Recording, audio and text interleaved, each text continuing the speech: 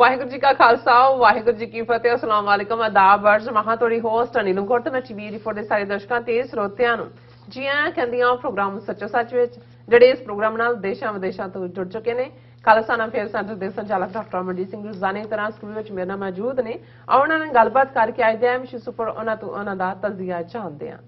ਜੀ ਡਾਕਟਰ ਸਾਹਿਬ ਵਾਹਿਗੁਰੂ ਜੀ का खालसा वाहिगुरू जी की फतेह। हाँ जी नीलम कौर जी ਤੁਹਾਨੂੰ ਵੀ ਤੇ ਦੁਨੀਆ ਭਰ ਚ ਬੈਠੇ ਸਾਡੇ ਬਹੁਤ ਹੀ ਪਿਆਰੇ ਸੋਹਣੇ ਸਿਆਣੇ ਟੀਵੀ 84 ਦੇ ਵਿਊਅਰਸ ਨੂੰ ਵੀ ਵਾਹਿਗੁਰੂ ਜੀ का ਖਾਲਸਾ ਵਾਹਿਗੁਰੂ ਜੀ की फतेह ਤੇ ਸਾਡੇ ਬਹੁਤ ਹੀ ਪਿਆਰੇ ਮੁਸਲਮਾਨ ਭੈਣਾਂ ਭਰਾਵਾਂ ਨੂੰ अस्सलाम वालेकुम। जी डॉक्टर साहब जी आया नु प्रोग्राम सचो सच विच बहुत शुक्रिया जी डॉक्टर साहब अज 13 अप्रैल 2022 31 चेत नानकशाही सभा 554 ਦਾ ਦਿਨ ਹੈ ਤੇ ਡਾਕਟਰ ਸਾਹਿਬ ਪ੍ਰੋਗਰਾਮ ਸ਼ੁਰੂ ਕਰਨ ਤੋਂ ਪਹਿਲਾਂ ਅਸੀਂ ਦਰਸ਼ਕਾਂ ਤੇ ਸਰੋਤਿਆਂ ਨੂੰ ਹਮੇਸ਼ਾ ਤਰ੍ਹਾਂ ਦੱਸਦੇ ਵਿਊਅਰਸ ਜੇ ਤੁਸੀਂ ਹੱਕ ਸੱਚ ਇਨਸਾਫ ਤੇ ਪਿਆਰਾ ਦਿਨ ਦਾ ਇੱਕੋ ਇੱਕ ਚੈਨਲ ਟੀਵੀ 84 ਨੂੰ ਦੇਖਣਾ ਚਾਹੁੰਦੇ ਹੋ ਤਾਂ ਤੁਸੀਂ ਦੇਖ ਸਕਦੇ ਹੋ spectrum cable RCN cable welfare Canada roku Jadoo box Oshawa Facebook TV 84 ਦੀ ਐਪ ਰਾਹੀਂ online streaming and IP box ਤੇ ਤੁਸੀਂ ਟੀਵੀ 84 ਨੂੰ ਦੇਖ ਸਕਦੇ ਹੋ।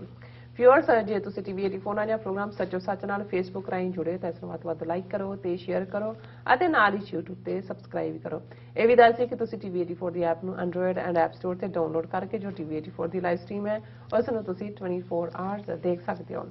व्यूअर्स ਹੁਣ ਅਸੀਂ ਆਪਣੇ ਪ੍ਰੋਗਰਾਮ ਦੀ ਸ਼ੁਰੂਆਤ ਕਰਾਂਗੇ ਅੱਜ ਦੀ ਸਪਾਂਸਰਸ਼ਿਪ ਦੇ ਹਵਾਲੇ ਨਾਲ ਕਿ ਅੱਜ ਦੇ ਪ੍ਰੋਗਰਾਮ ਸੱਚੋ ਸੱਚ ਨੂੰ ਸਪਾਂਸਰ ਕੀਤਾ ਗਿਆ ਹੈ ਕੈਲਗਰੀ ਕੈਨੇਡਾ ਤੋਂ ਵੀਰ JS ਗਰੇਵਾਲ ਔਰਾਂ ਵੱਲੋਂ। ਸੋ ਇਹਨਾਂ ਕਿਹਾ ਹੈ ਕਿ ਸਰਕਾਰ ਭਾਵੇਂ ਬਦਲ ਗਈ ਹੈ ਪਰ ਭਗਵੰਤ ਮਾਨ ਤੋਂ ਬਿਨਾਂ ਕੇਜਰੀਵਾਲ ਸਭ ਨੂੰ ਦਿੱਲੀ ਸੱਦ ਕੇ ਮੀਟਿੰਗ ਜਿਹੜੀ ਉਹ ਕਰ ਰਿਹਾ। ਸੋ ਕਾਨੂੰਨ ਦੀ ਸਥਿਤੀ ਵੀ ਮੰਦੀ ਹੀ ਹੈ। ਕੱਲ ਸਿੱਖਾਂ ਤੇ ਕਾਮਰੇਡਾਂ ਵਿਚਾਲੇ ਜਿਹੜਾ ਟਕਰਾਅ ਜਿਹੜਾ ਹੁਣ ਮਸੀਂ ਬਚਿਆ। ਸੋ ਜੋ ਖਬਰਾਂ ਪੰਜਾਬ ਦੀ ਧਰਤੀ ਤੋਂ ਆ ਰਹੀਆਂ ਨੇ ਸਿੱਖਾਂ ਲਈ ਹਾਲਾਤ ਖਰਾਬ ਹੁੰਦੇ ਜਾਪਦੇ ਨੇ। ਇੰਜ ਲੱਗ ਰਿਹਾ ਹੈ ਕਿ ਹੁਣ ਸਾਨੂੰ ਸਿੱਧਾ ਨਿਸ਼ਾਨਾ ਅਪਣਾਇਆ ਜਾਵੇਗਾ। ਸਮੁੱਚੀ ਕੌਮ ਨੂੰ ਖਾਸ ਕਰਕੇ ਨੌਜਵਾਨੀ ਨੂੰ ਸਬਰ ਅਤੇ ਸੰਤੋਖ ਤੋਂ ਕੰਮ ਜਿਹੜਾ ਲੈਣਾ ਚਾਹੀਦਾ। ਸੋ ਆਉਣ ਵਾਲਾ ਸਮਾਂ ਵਧੇਰੇ ਖਤਰਨਾਕ ਹੈ। ਸੋ ਅੱਜ ਦੀ ਸਪਾਂਸਰਸ਼ਿਪ ਲਈ ਅਸੀਂ JS ਗਰੇਵਾਲ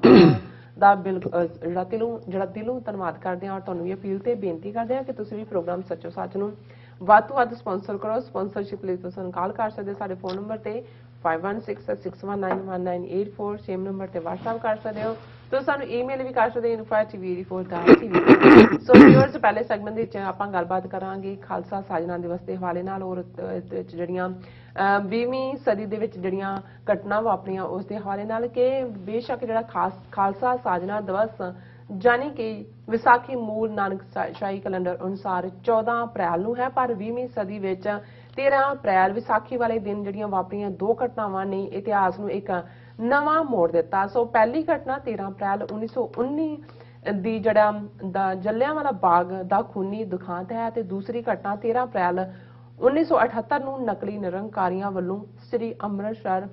ਸ਼ਹਿਰ ਵਿੱਚ ਜਿਹੜੀਆਂ ਵਰਤਾਇਆ ਗਿਆ ਖੂਨੀ ਸਾਕਾ ਹੈ। ਸੋ ਜਿਸ ਵਿੱਚ ਸ਼ਹੀਦ ਭਾਈ ਫੌਜਾ ਸਿੰਘ ਜੀ ਦੀ ਜਿਹੜੀ ਅਗਵਾਈ ਵਿੱਚ 13 ਸਿੰਘਾਂ ਨੇ ਜਿਹੜੀ ਸ਼ਹੀਦੀ ਜਾਮ ਪੀਤੇ ਸਨ। ਸੋ ਇਹ ਖੂਨੀ ਸਾਕਾ ਜਿਹੜਾ ਹੈ ਮੌਜੂਦਾ ਖਾਲਿਸਤਾਨੀ ਸੰਘਰਸ਼ ਦੀ ਜਿਹੜੀ ਸ਼ੁਰੂਆਤ ਸੀ। ਸੋ ਇਸ ਬਾਰੇ ਆਪਾਂ ਗੱਲਬਾਤ ਕਰਨ ਜਾ ਰਹੇ ਹਾਂ। ਸੋ ਅਸੀਂ ਚਾਹਾਂਗੇ ਕਿ ਤੁਸੀਂ ਨਾਲ ਸਟਾਰਟਿੰਗ ਤੋਂ ਲੈ ਕੇ ਐਂਡ ਤੱਕ ਇਸੇ ਤਰ੍ਹਾਂ ਬਣੇ ਰਹਿਣਾ ਦੇਖਣ ਸੁਣ ਲਈ ਤੁਹਾਡਾ ਸਭ ਦਾ ਬਹੁਤ ਬਹੁਤ ਸ਼ੁਕਰੀਆ। ਜੀ ਡਾਕਟਰ ਸਾਹਿਬ ਕੀ ਕਹਿਣਾ ਚਾਹੋਗੇ?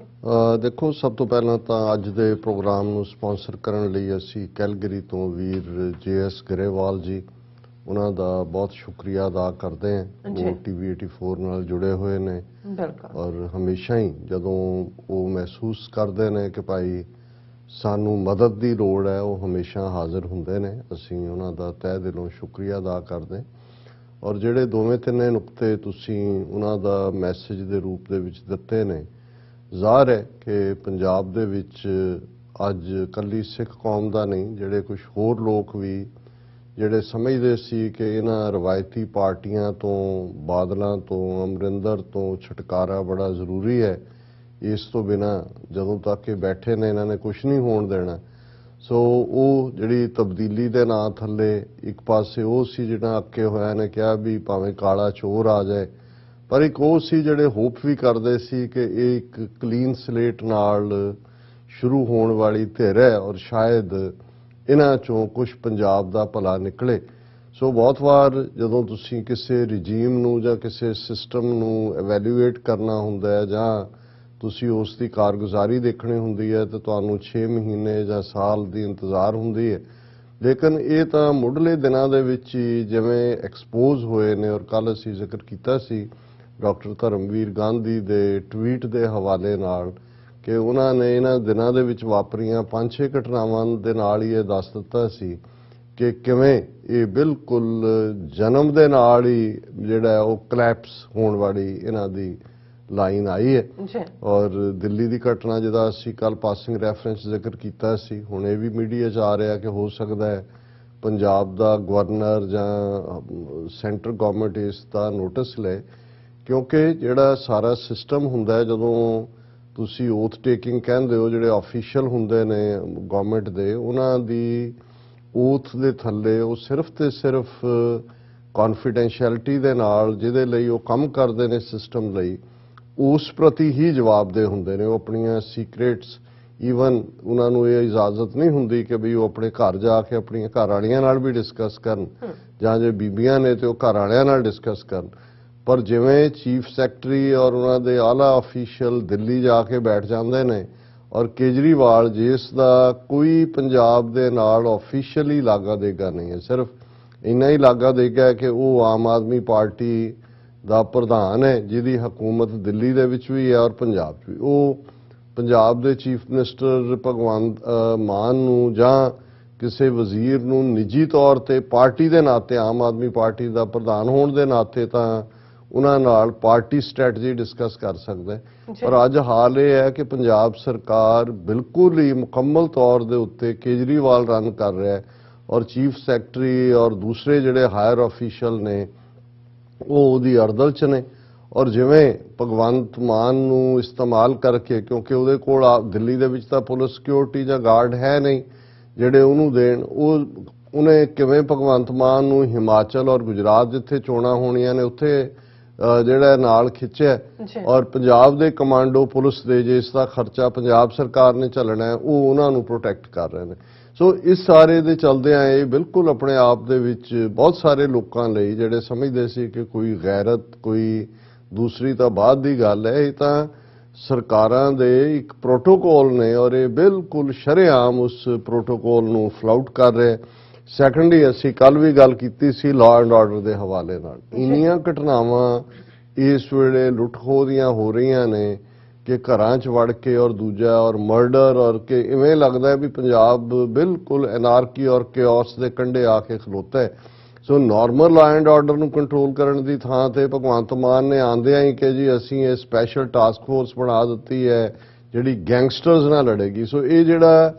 ਕ੍ਰਾਈਮ ਹੈ ਇਹ ਤਾਂ ਕੌਣ ਗੈਂਗਸ ਨੇ ਜਾਂ ਕੌਣ ਕ੍ਰਿਮੀਨਲ ਨੇ ਔਰ ਆਲ ਆਫ ਏ ਸਡਨ ਨੇ ਕਿੱਥੋਂ ਐਪੀਅਰ ਹੋ ਗਏ ਨੇ, ਇਸ ਗੱਲ ਨੇ ਆਮ ਲੋਕਾਂ ਦੇ ਵਿੱਚ ਜਿਹੜੇ ਥੋੜੇ ਬਹੁਤ ਵੀ ਖਾਂਦੇ ਪੀਂਦੇ ਨੇ ਉਹਨਾਂ 'ਚ ਬਹੁਤ ਸਾਰਾ ਜਿਹੜਾ ਹੈ ਉਹ ਫਿਕਰ ਪੈਦਾ ਕੀਤਾ, ਕਿਉਂਕਿ ਜੋ ਕੁਝ ਯੂਪੀ ਜਾਂ ਬਿਹਾਰ ਦੇ ਵਿੱਚ ਲਾਅ ਐਂਡ ਆਰਡਰ ਦੀ ਹਾਲਤ ਰਹੀ ਹੈ ਉੱਥੇ ਕੋਈ ਵੀ ਮਹਿਫੂਜ਼ ਨਹੀਂ ਸੀ, ਉਹ ਕੁਝ ਜਿਹੜਾ ਹੈ ਪੰਜਾਬ ਦੇ ਵਿੱਚ ਅਸੀਂ ਦੇਖਣ 'ਚ ਆਇਆ। ਮੈਂ ਜਿਸ ਘਟਨਾ JS ਗਰੇਵਾਲ ਹੋਰਾਂ ਨੇ ਜਿਹਦਾ ਜ਼ਿਕਰ ਕੀਤਾ ਕਾਮਰੇਡਾਂ ਔਰ ਸਿੱਖਾਂ ਦੇ ਵਿਚਕਾਰ ਟਕਰਾਅ ਦੀ, ਉਹ ਮੇਰੀਆਂ ਨਜ਼ਰਾਂ 'ਚੋਂ ਨਹੀਂ ਗੁਜ਼ਰੀ ਹੈ। ਹੋ ਸਕਦਾ ਹੈ ਕਿਉਂਕਿ ਅੱਜ ਕੱਲ੍ਹ ਇੰਨਾ ਕੁਝ ਵਾਪਰ ਰਿਹਾ ਕਿ ਹਰ ਕੁਝ ਦੇ ਉੱਤੇ ਅੱਖ ਰੱਖਣੀ ਸੰਭਵ ਨਹੀਂ ਹੈ, ਲੇਕਿਨ ਇਹਦੇ 'ਚ ਕੋਈ ਸ਼ੱਕ ਨਹੀਂ ਹੈ ਕਿ ਜਿਸ ਡਾਇਰੈਕਸ਼ਨ ਦੇ ਵਿੱਚ ਇਹ ਹਕੂਮਤ ਏਜੰਸੀਆਂ ਲੀਡ ਕਰ ਰਹੀਆਂ ਨੇ ਉਹਨਾਂ ਨੇ ਪੰਜਾਬ ਨੂੰ ਸਿੱਧੇ ਤੌਰ ਤੇ ਗਵਰਨ ਕਰਨਾ ਹੈ। ਇਹੀ ਨਹੀਂ ਕਿ ਚੰਡੀਗੜ੍ਹ ਦੇ ਉੱਤੇ ਉਹਨਾਂ ਨੇ ਆਪਣਾ ਹੱਕ ਜਤਾਇਆ, ਭਾਖੜਾ ਬਿਆਸ ਮੈਨੇਜਮੈਂਟ ਬੋਰਡ 'ਚ ਪੰਜਾਬ ਦੀ ਨੁਮਾਇੰਦਗੀ ਖਤਮ ਕੀਤੀ। ਈਵਨ ਗਵਰਨਰ ਨੇ ਜਿਹੜਾ ਕਿ ਸਿਰਫ ਟਿਟੂਲਰ ਹੈਡ ਹੈ ਸਟੇਟ ਦਾ, ਲੇਕਿਨ ਉਹਨੇ ਪੈਂਦਿਆਂ ਹੀ ਇਹ ਕਿਹਾ ਜੀ ਕਿਉਂਕਿ ਪੰਜਾਬ ਸਰਹੱਦੀ ਸੂਬਾ ਹੈ ਤੇ ਮੈਂ ਜਿਹੜਾ ਸਰਹੱਦੀ ਜ਼ਿਲ੍ਹਿਆਂ ਦਾ ਦੌਰਾ ਕਰਾਂਗਾ, ਔਰ ਉਹ ਦੌਰਾ ਕਰ ਰਿਹਾ ਕਿ ਜੀ ਫਲਾਂ ਥਾਂ ਤੇ ਚਲਾ ਗਿਆ, ਉੱਥੇ ਚਲਾ ਗਿਆ। ਸੋ ਮਤਲਬ ਇਹ ਹੈ ਜਿਹਨੂੰ ਕਹਿੰਦੇ ਨੇ ਕਿ ਪੰਜਾਬ 'ਚ ਇਸ ਵੇਲੇ ਕੋਈ ਹਕੂਮਤ ਨਹੀਂ ਹੈ। ਇੱਕ ਪਾਸੇ ਕੇਜਰੀਵਾਲ ਨੇ ਭਗਵੰਤ ਮਾਨ ਨੂੰ ਬਿਲਕੁਲ ਹੀ ਡੌਲ ਬਣਾ ਕੇ ਰੱਖ ਕੇ ਉਹ ਗਵਰਨ ਕਰ ਰਿਹਾ ਅੱਧੇ ਹਿੱਸੇ ਨੂੰ, ਅੱਧੇ ਦੇ ਉੱਤੇ ਜਿਹੜਾ ਸਿੱਧੇ ਤੌਰ ਦੇ ਉੱਤੇ ਫੌਜ ਔਰ BSF ਦੇ ਨਾਲ ਗਵਰਨਰ ਆ ਕੇ ਬਹਿ ਗਿਆ, ਔਰ ਆਮ ਲੋਕ ਜਿਹੜੇ ਨੇ ਉਹ ਇਸ ਕਨਫਿਊਜ਼ਨ 'ਚ ਨੇ ਕਿ ਵੀ ਅਸੀਂ ਕੀ ਕਰ ਬੈਠੇ ਹਾਂ, ਇਹ ਕੌਣ ਆ ਗਏ ਨੇ ਜਿਹੜੇ ਸਾਨੂੰ ਗਵਰਨ ਕਰ ਰਹੇ ਨੇ। ਔਰ ਇਹ ਆਉਣ ਵਾਲੇ ਪੀਰੀਅਡ 'ਚ ਸਾਰੇ ਚੋਂ ਇਹ ਭਾਵੇਂ ਕਿਸੇ ਪਾਸੇ ਜਾਏ ਅਨਾਰਕੀ ਕਿਉਂ ਸਫ਼ਰ ਪੰਜਾਬ ਦੇ ਲੋਕਾਂ ਨੇ ਕਰਨਾ ਹੈ। ਏਜੰਸੀਆਂ ਅਗਲੇ ਪੜਾਅ ਦੀ ਤਿਆਰੀ ਕਰ ਰਹੀਆਂ ਨੇ ਕਿ ਉਹਨਾਂ ਨੇ ਸਿੱਖ ਨਸਲਕੁਸ਼ੀ ਦੇ ਲਈ ਕੀ ਹੱਥਕੰਡੇ ਅਪਣਾਉਣੇ ਨੇ, ਤੇ ਜੇ ਉਹ ਨਸਲਕੁਸ਼ੀ ਦੇ ਲਈ ਮਾਹੌਲ ਤਿਆਰ ਕਰਨ ਦੀ ਗੱਲ ਕਰੀਏ ਤੇ ਇਹ ਅਨਾਰਕੀ ਔਰ ਕਿਓਸ ਦਾ ਮਾਹੌਲ ਇਸੇ ਲਈ ਤਿਆਰ ਕੀਤਾ ਜਾ ਰਿਹਾ ਹੈ ਕਿ ਅਲਟੀਮੇਟਲੀ ਜੇ ਏਜੰਸੀਆਂ ਨੇ ਸਿੱਧੇ ਤੌਰ ਤੇ ਲੈਣਾ 2-4 ਮਹੀਨੇ ਇਦਾਂ ਦੀਆਂ ਘਟਨਾਵਾਂ ਵਾਪਰੀਆਂ ਤੇ ਫੇਲਿਅਰ ਦੇ ਨਾਂ ਥੱਲੇ ਸਿੱਧਾ ਪ੍ਰੈਜ਼ੀਡੈਂਟ ਰੂਲ ਵੀ ਆ ਸਕਦਾ ਹੈ। ਤੇ ਜੇ ਉਹਨਾਂ ਨੂੰ ਇਹ ਸੂਟ ਕਰਦਾ ਹੈ ਕਿ ਇਹਨਾਂ ਤੋਂ ਹੀ ਇਸ ਅਖੌਤੀ ਸ਼ਹੀਦ ਭਗਤ ਸਿੰਘ ਦੇ ਵਾਰਸ ਨੂੰ ਅੱਗੇ ਲਾ ਕੇ ਜੇ ਇਹਦੇ ਤੋਂ ਹੀ ਪੰਜਾਬ ਪੁਲਿਸ ਔਰ ਦੂਜੇ ਉਹ ਤੋਂ ਪਹਿਲਾਂ ਹੀ ਐਲਾਨ ਕੀਤਾ ਹੋਇਆ ਕੇਜਰੀਵਾਲ ਨੇ ਆ ਕੇ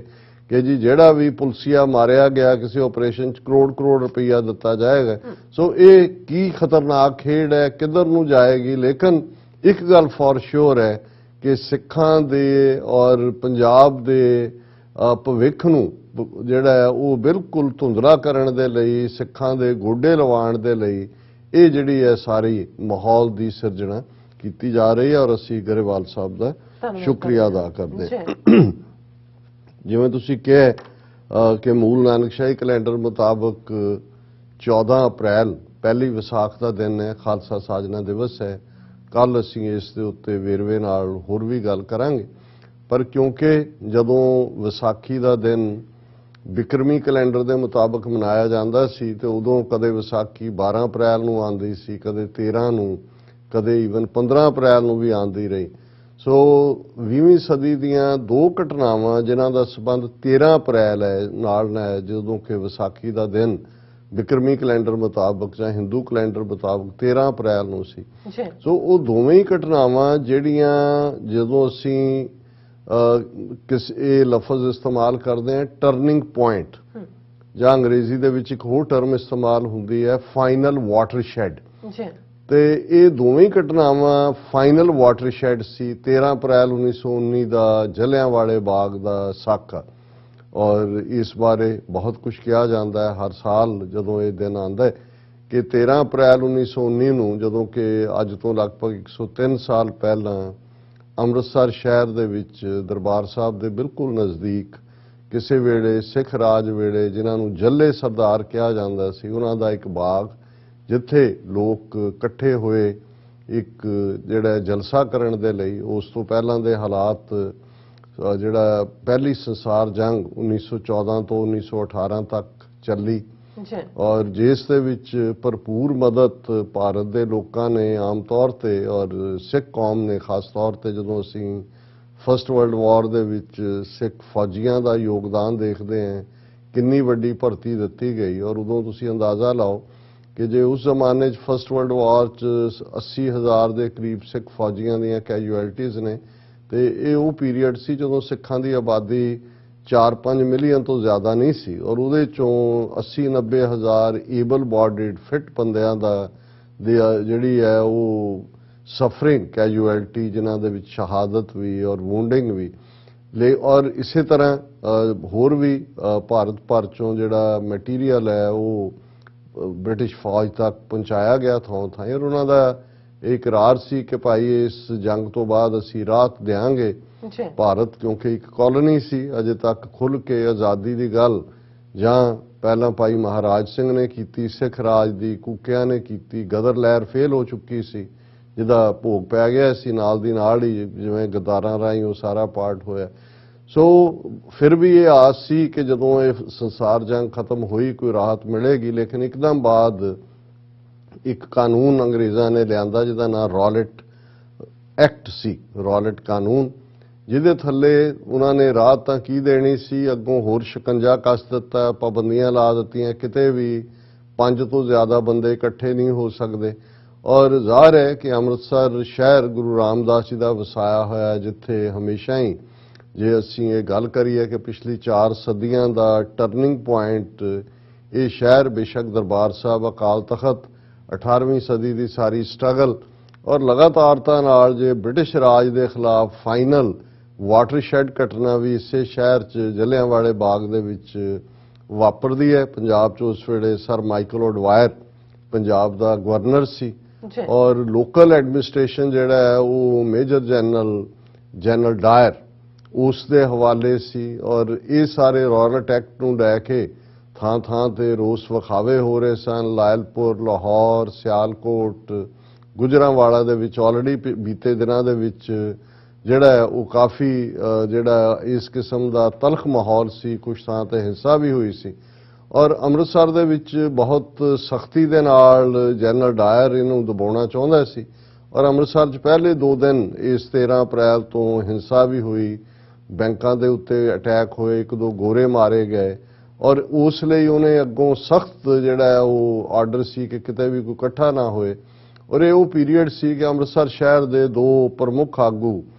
ਡਾਕਟਰ ਸਤਿਆਦੇਵ, ਜਿਸ ਨੂੰ ਡਾਕਟਰ ਸਤਪਾਲ ਕਰਕੇ ਜਾਣਿਆ ਜਾਂਦਾ ਹੈ, ਔਰ ਡਾਕਟਰ ਸੈਫੂਦੀਨ ਕਿਚਲੂ, ਇਹ ਕਸ਼ਮੀਰੀ ਔਰੀਜਨ ਦੇ ਫਰੀਦਕੋਟ ਦੇ ਜੰਮਪਲ ਔਰ ਬੜੇ ਵੱਡੇ ਕਾਨੂੰਨਦਾਨ, ਬਾਹਰੋਂ PhD ਕੀਤੀ ਹੋਈ। ਇਸੇ ਤਰ੍ਹਾਂ ਡਾਕਟਰ ਸਤਪਾਲ ਵੀ ਉਸ ਵੇਲੇ ਦੇ ਮਸ਼ਹੂਰ ਸਰਜਨ ਔਰ ਦੂਸਰੇ, ਔਰ ਇਹ ਦੋਨੋਂ ਹੀ ਲੋਕਾਂ ਦੇ ਵਿੱਚ ਹਰਮਨ ਪਿਆਰੇ ਵੀ ਸੀ। ਔਰ ਉਸ ਵੇਲੇ ਮਾਈਕਲ ਓਡਵਾਇਰ ਨੇ ਫੌਰਨ ਐਕਟ ਕਰਦਿਆਂ 2-3 ਦਿਨ ਪਹਿਲਾਂ ਡਾਕਟਰ ਸਤਪਾਲ ਨੂੰ ਵੀ ਔਰ ਡਾਕਟਰ ਸੈਫੂਦੀਨ ਕਿਚਲੂ ਨੂੰ ਵੀ ਗ੍ਰਿਫਤਾਰ ਕਰਕੇ ਧਰਮਸ਼ਾਲਾ ਜੇਲ੍ਹ 'ਚ ਭੇਜ ਦਿੱਤਾ ਸੀ। ਇਸ ਕਰਕੇ ਅੰਮ੍ਰਿਤਸਰ ਦੇ ਸ਼ਹਿਰੀਆਂ 'ਚ ਹੋਰ ਵੀ ਗੁੱਸਾ ਸੀ ਔਰ ਜਲਿਆਂਵਾਲੇ ਬਾਗ ਦੇ ਵਿੱਚ ਵੱਡੀ ਗਿਣਤੀ ਦੇ ਵਿੱਚ ਅੰਮ੍ਰਿਤਸਰ ਦੇ ਸ਼ਹਿਰੀ, ਔਰ ਕਿਉਂਕਿ ਹਰਮੰਦਰ ਸਾਹਿਬ ਜਿਹੜੇ ਨੇ ਉਸ ਦੇ ਸਰੋਵਰ 'ਚ ਇਸ਼ਨਾਨ ਕਰਕੇ ਦਰਸ਼ਨਾਂ ਲਈ ਵਿਸਾਖੀ ਤੇ ਵੱਡਾ ਇਕੱਠ ਹੁੰਦਾ, ਬਹੁਤ ਸਾਰੀਆਂ ਸਿੱਖ ਸੰਗਤਾਂ ਵੀ ਉੱਥੇ ਪਹੁੰਚੀਆਂ ਹੋਈਆਂ ਸੀ ਔਰ ਅਸੀਂ ਇਸ ਕਾਂਡ ਤੋਂ ਵਾਕਿਫ ਹਾਂ ਕਿ ਇੱਕੋ ਹੀ ਜਿਹੜਾ ਉਸ ਬਾਗ ਤੱਕ ਪਹੁੰਚਣ ਦਾ ਐਂਟਰੀ ਪੁਆਇੰਟ ਸੀ ਔਰ ਡਾਇਰ ਆਇਆ, ਉਸਨੇ ਉਹਦੇ ਨਾਲ ਫੌਜ ਸੀ, ਉਹਨੇ ਉਸ ਨੂੰ ਬਲੌਕ ਕੀਤਾ, ਮਸ਼ੀਨ ਗਨ ਬੀੜੀ ਔਰ 4 ਚਫੇਰੇ ਫਿਰ ਜੋ ਉਹਨੇ ਜਲਿਆਂਵਾਲੇ ਬਾਗ ਦੇ ਵਿੱਚ ਗੋਲੀ ਕਾਂਡ ਕੀਤਾ, ਜਿਸ ਦੇ ਵਿੱਚ ਜਦੋਂ ਤੱਕ ਉਹ ਸਾਰਾ ਕਾਂਡ ਮੁੱਕਦਾ ਹੈ ਅਸੀਂ ਦੇਖਦੇ ਹਾਂ ਕਿ 700-800 ਦੇ ਕਰੀਬ ਮੌਤਾਂ, ਸੈਂਕੜਿਆਂ ਜ਼ਖਮੀ ਜਿਹੜੇ ਨੇ, ਔਰ ਇਹ ਸਾਰਾ ਉਸ ਵੇਲੇ ਦਾ ਇੱਕ ਟਰਨਿੰਗ ਪੁਆਇੰਟ ਬਣਦਾ ਹੈ। ਇੱਕ ਵੱਖਰੀ ਕਹਾਣੀ ਹੈ ਕਿ ਕਿਵੇਂ ਫਿਰ ਇੱਕ ਯਤੀਮ ਬੱਚਾ ਜਿਹੜਾ ਸੈਂਟਰਲ ਖਾਲਸਾ ਯਤੀਮਖਾਨਾ ਅੰਮ੍ਰਿਤਸਰ 'ਚ ਪੜ੍ਹਦਾ ਸੀ, ਊਧਮ ਸਿੰਘ, ਜਿਹੜਾ ਬਿਲਕੁਲ ਭਰ ਜਵਾਨੀ 'ਚ 10ਵੀਂ ਕਰਕੇ ਉੱਥੋਂ ਨਿਕਲਿਆ ਹੀ ਸੀ, ਉਹਨੇ ਉਸ ਮਿੱਟੀ ਨੂੰ ਮੱਥੇ ਤੇ ਲਾਉਂਦਿਆਂ ਅਕਾਲ ਤਖਤ ਦੇ ਰੂਬਰੂ ਅਰਦਾਸ ਕੀਤੀ ਕਿ ਮੈਂ ਇਸ ਦਾ ਬਦਲਾ ਲੈਣਾ। ਔਰ 21 ਸਾਲ ਬਾਅਦ ਉਹਨੇ ਜਿਹੜਾ 1940 ਦੇ ਵਿੱਚ ਇੰਗਲੈਂਡ ਪਹੁੰਚ ਕੇ ਲੰਡਨ ਦੇ ਵਿੱਚ ਉਸ ਵੇਲੇ ਦਾ ਜੋ ਗਵਰਨਰ ਸੀ ਪੰਜਾਬ ਦਾ ਮਾਈਕਲ ਓਡਵਾਇਰ, ਉਹਨੂੰ ਗੋਲੀ ਦੇ ਨਾਲ ਉਡਾਇਆ ਔਰ ਦੂਸਰਾ ਜਨਰਲ ਡਾਇਰ ਜਿਹਦੇ ਖਿਲਾਫ ਇੱਕ ਹੰਟਰ ਕਮਿਸ਼ਨ ਵੀ ਬਣਿਆ, ਉਹਨੂੰ ਡਿਮੋਟ ਕੀਤਾ ਗਿਆ, ਉਹ ਕੁਦਰਤੀ ਮੌਤੇ ਮਰਿਆ ਫਰਸਟ੍ਰੇਸ਼ਨ ਦੇ ਵਿੱਚ। ਲੇਕਿਨ ਇਸ ਨੇ ਭਾਰਤ ਭਰ ਦੇ ਵਿੱਚ ਜਿਹੜਾ ਇੱਕ ਨਵੀਂ ਜਾਗਰਤੀ ਪੈਦਾ ਕੀਤੀ ਔਰ ਅਸੀਂ ਇਹ ਦੇਖਦੇ ਹਾਂ ਵੀ ਈਵਨ ਸਿੱਖ ਫਲਸਫੇ ਦੇ ਹਵਾਲੇ ਨਾਲ ਵੀ ਜਦੋਂ ਅਸੀਂ ਜਾਗਰਤੀ ਦੀ ਗੱਲ ਕਰਦੇ ਹਾਂ ਤੇ 1849 ਜਦੋਂ ਕਿ 1849 'ਚ ਅੰਗਰੇਜ਼ ਪੰਜਾਬ ਤੇ ਕਾਬਜ਼ ਹੁੰਦੇ ਨੇ, ਉਦੋਂ ਤੋਂ 1919 ਤੱਕ ਗੁਰਦੁਆਰਿਆਂ ਦੇ ਉੱਤੇ ਮਹੰਤ ਬਿਠਾਏ ਹੋਏ ਸੀ, ਅੰਗਰੇਜ਼ਾਂ ਦਾ ਸਿੱਧਾ ਕੰਟਰੋਲ ਸੀ। ਪਰ ਇਸ ਘਟਨਾ ਤੋਂ ਇੱਕ ਜਿਹੜੀ ਘਟਨਾ ਨੇ ਸਿੱਖ ਕੌਮ ਨੂੰ ਵੀ ਜਿਹੜਾ ਧਾਰਮਿਕ ਮੁੱਦਿਆਂ ਦੇ ਉੱਤੇ ਲਿਆ ਕੇ, ਜਿਸ ਚੋਂ ਫਿਰ ਅਸੀਂ 1920 ਦਾ ਸਾਕਾ ਨਨਕਾਣਾ ਸਾਹਿਬ, ਗੁਰੂ ਕੇ ਬਾਗ ਦਾ ਮੋਰਚਾ, ਜੈਤੋ ਦਾ ਮੋਰਚਾ, ਚਾਬੀਆਂ ਦਾ ਮੋਰਚਾ ਜਿਹਨੂੰ ਗੁਰਦੁਆਰਾ ਸੁਧਾਰ ਲਹਿਰ ਕਹਿੰਦੇ, ਉਹਦਾ ਵੀ ਬੰਨ ਨੂੰ ਜਲਿਆਂਵਾਲੇ ਬਾਗ ਦੇ ਇਸ ਕਾਂਡ ਨੇ ਬੰਨੇ, ਕਿਉਂਕਿ ਉਸ ਤੋਂ ਅਗਲੇ ਦਿਨ ਜਨਰਲ ਡਾਇਰ ਨੂੰ ਸੱਦ ਕੇ ਉਸ ਵੇਲੇ ਦੇ ਅਕਾਲ ਤਖਤ ਦੇ ਸਰਬਰਾ ਅਰੂੜ ਸਿੰਘ ਨੇ ਸਿਰੋਪਾਓ ਦਿੱਤਾ ਸੀ, ਜਿਸ ਦਾ ਸਿੱਖ ਕੌਮ ਦੇ ਵਿੱਚ ਬਹੁਤ ਗੁੱਸਾ ਸੀ ਔਰ ਕਿਵੇਂ ਫਿਰ ਇਹ ਇੱਕ ਟਰਨਿੰਗ ਪੁਆਇੰਟ ਬਣਦਾ ਕਿ ਗੁਰਦੁਆਰੇ ਅਸੀਂ ਮਹੰਤਾਂ ਤੋਂ ਲੈਣੇ ਨੇ, ਇੱਕ ਵੱਖਰਾ ਵਿਸ਼ਾ। ਸੋ ਅਸੀਂ ਸਮਝਦੇ ਹਾਂ ਕਿ ਇਸ ਲਈ ਇਹ ਜਿਹੜੀ ਖੂਨੀ ਵਿਸਾਖੀ ਜਿਹਦੇ ਨਾਲ ਜਲਿਆਂਵਾਲਾ ਬਾਗ ਦਾ ਇਹ ਕਾਂਡ ਜੁੜਿਆ ਹੋਇਆ ਹੈ, ਇਹ ਇੱਕ ਇਤਿਹਾਸਕ ਵਾਕਿਆ ਹੈ ਜਿਹੜਾ ਜਿਸ ਨੇ ਦੁਨੀਆ ਦੇ ਵਿੱਚ ਅੰਗਰੇਜ਼ੀ ਸਾਮਰਾਜ ਨੂੰ ਕਿਵੇਂ ਫਿਰ ਪੰਜਾਬ ਨੇ ਅੱਗੇ ਹੋ ਕੇ ਪੰਜਾਬੀਆਂ ਨੇ ਲਿਬਰੇਟ ਕਰਵਾਇਆ। ਵੱਖਰੀ ਕਹਾਣੀ ਹੈ ਕਿ ਸਿੱਖਾਂ ਦੇ ਨਾਲ 15 ਅਗਸਤ 1947 ਤੋਂ ਬਾਅਦ ਭਾਰਤ ਦੇ ਵਿੱਚ ਕੀ ਹੋਇਆ ਔਰ ਸਾਨੂੰ ਕਿਹੜਾ ਸਿਲਾ ਇਹਦਾ ਦਿੱਤਾ ਗਿਆ। ਜਦੋਂ ਅਸੀਂ ਮੌਜੂਦਾ ਦੌਰ ਦੀ ਗੱਲ ਕਰਦੇ ਹਾਂ, ਖਾਲਿਸਤਾਨ ਦੇ ਸੰਘਰਸ਼ ਦੀ ਗੱਲ ਕਰਦੇ ਹਾਂ, ਤਾਂ ਫਿਰ ਉਸ ਨੂੰ ਵੀ ਜੇ ਅਸੀਂ 13 ਅਪ੍ਰੈਲ 1978 ਦੀ ਖੂਨੀ ਵਿਸਾਖੀ ਦਾ ਜ਼ਿਕਰ ਕਰੀਏ ਤੇ ਇਹ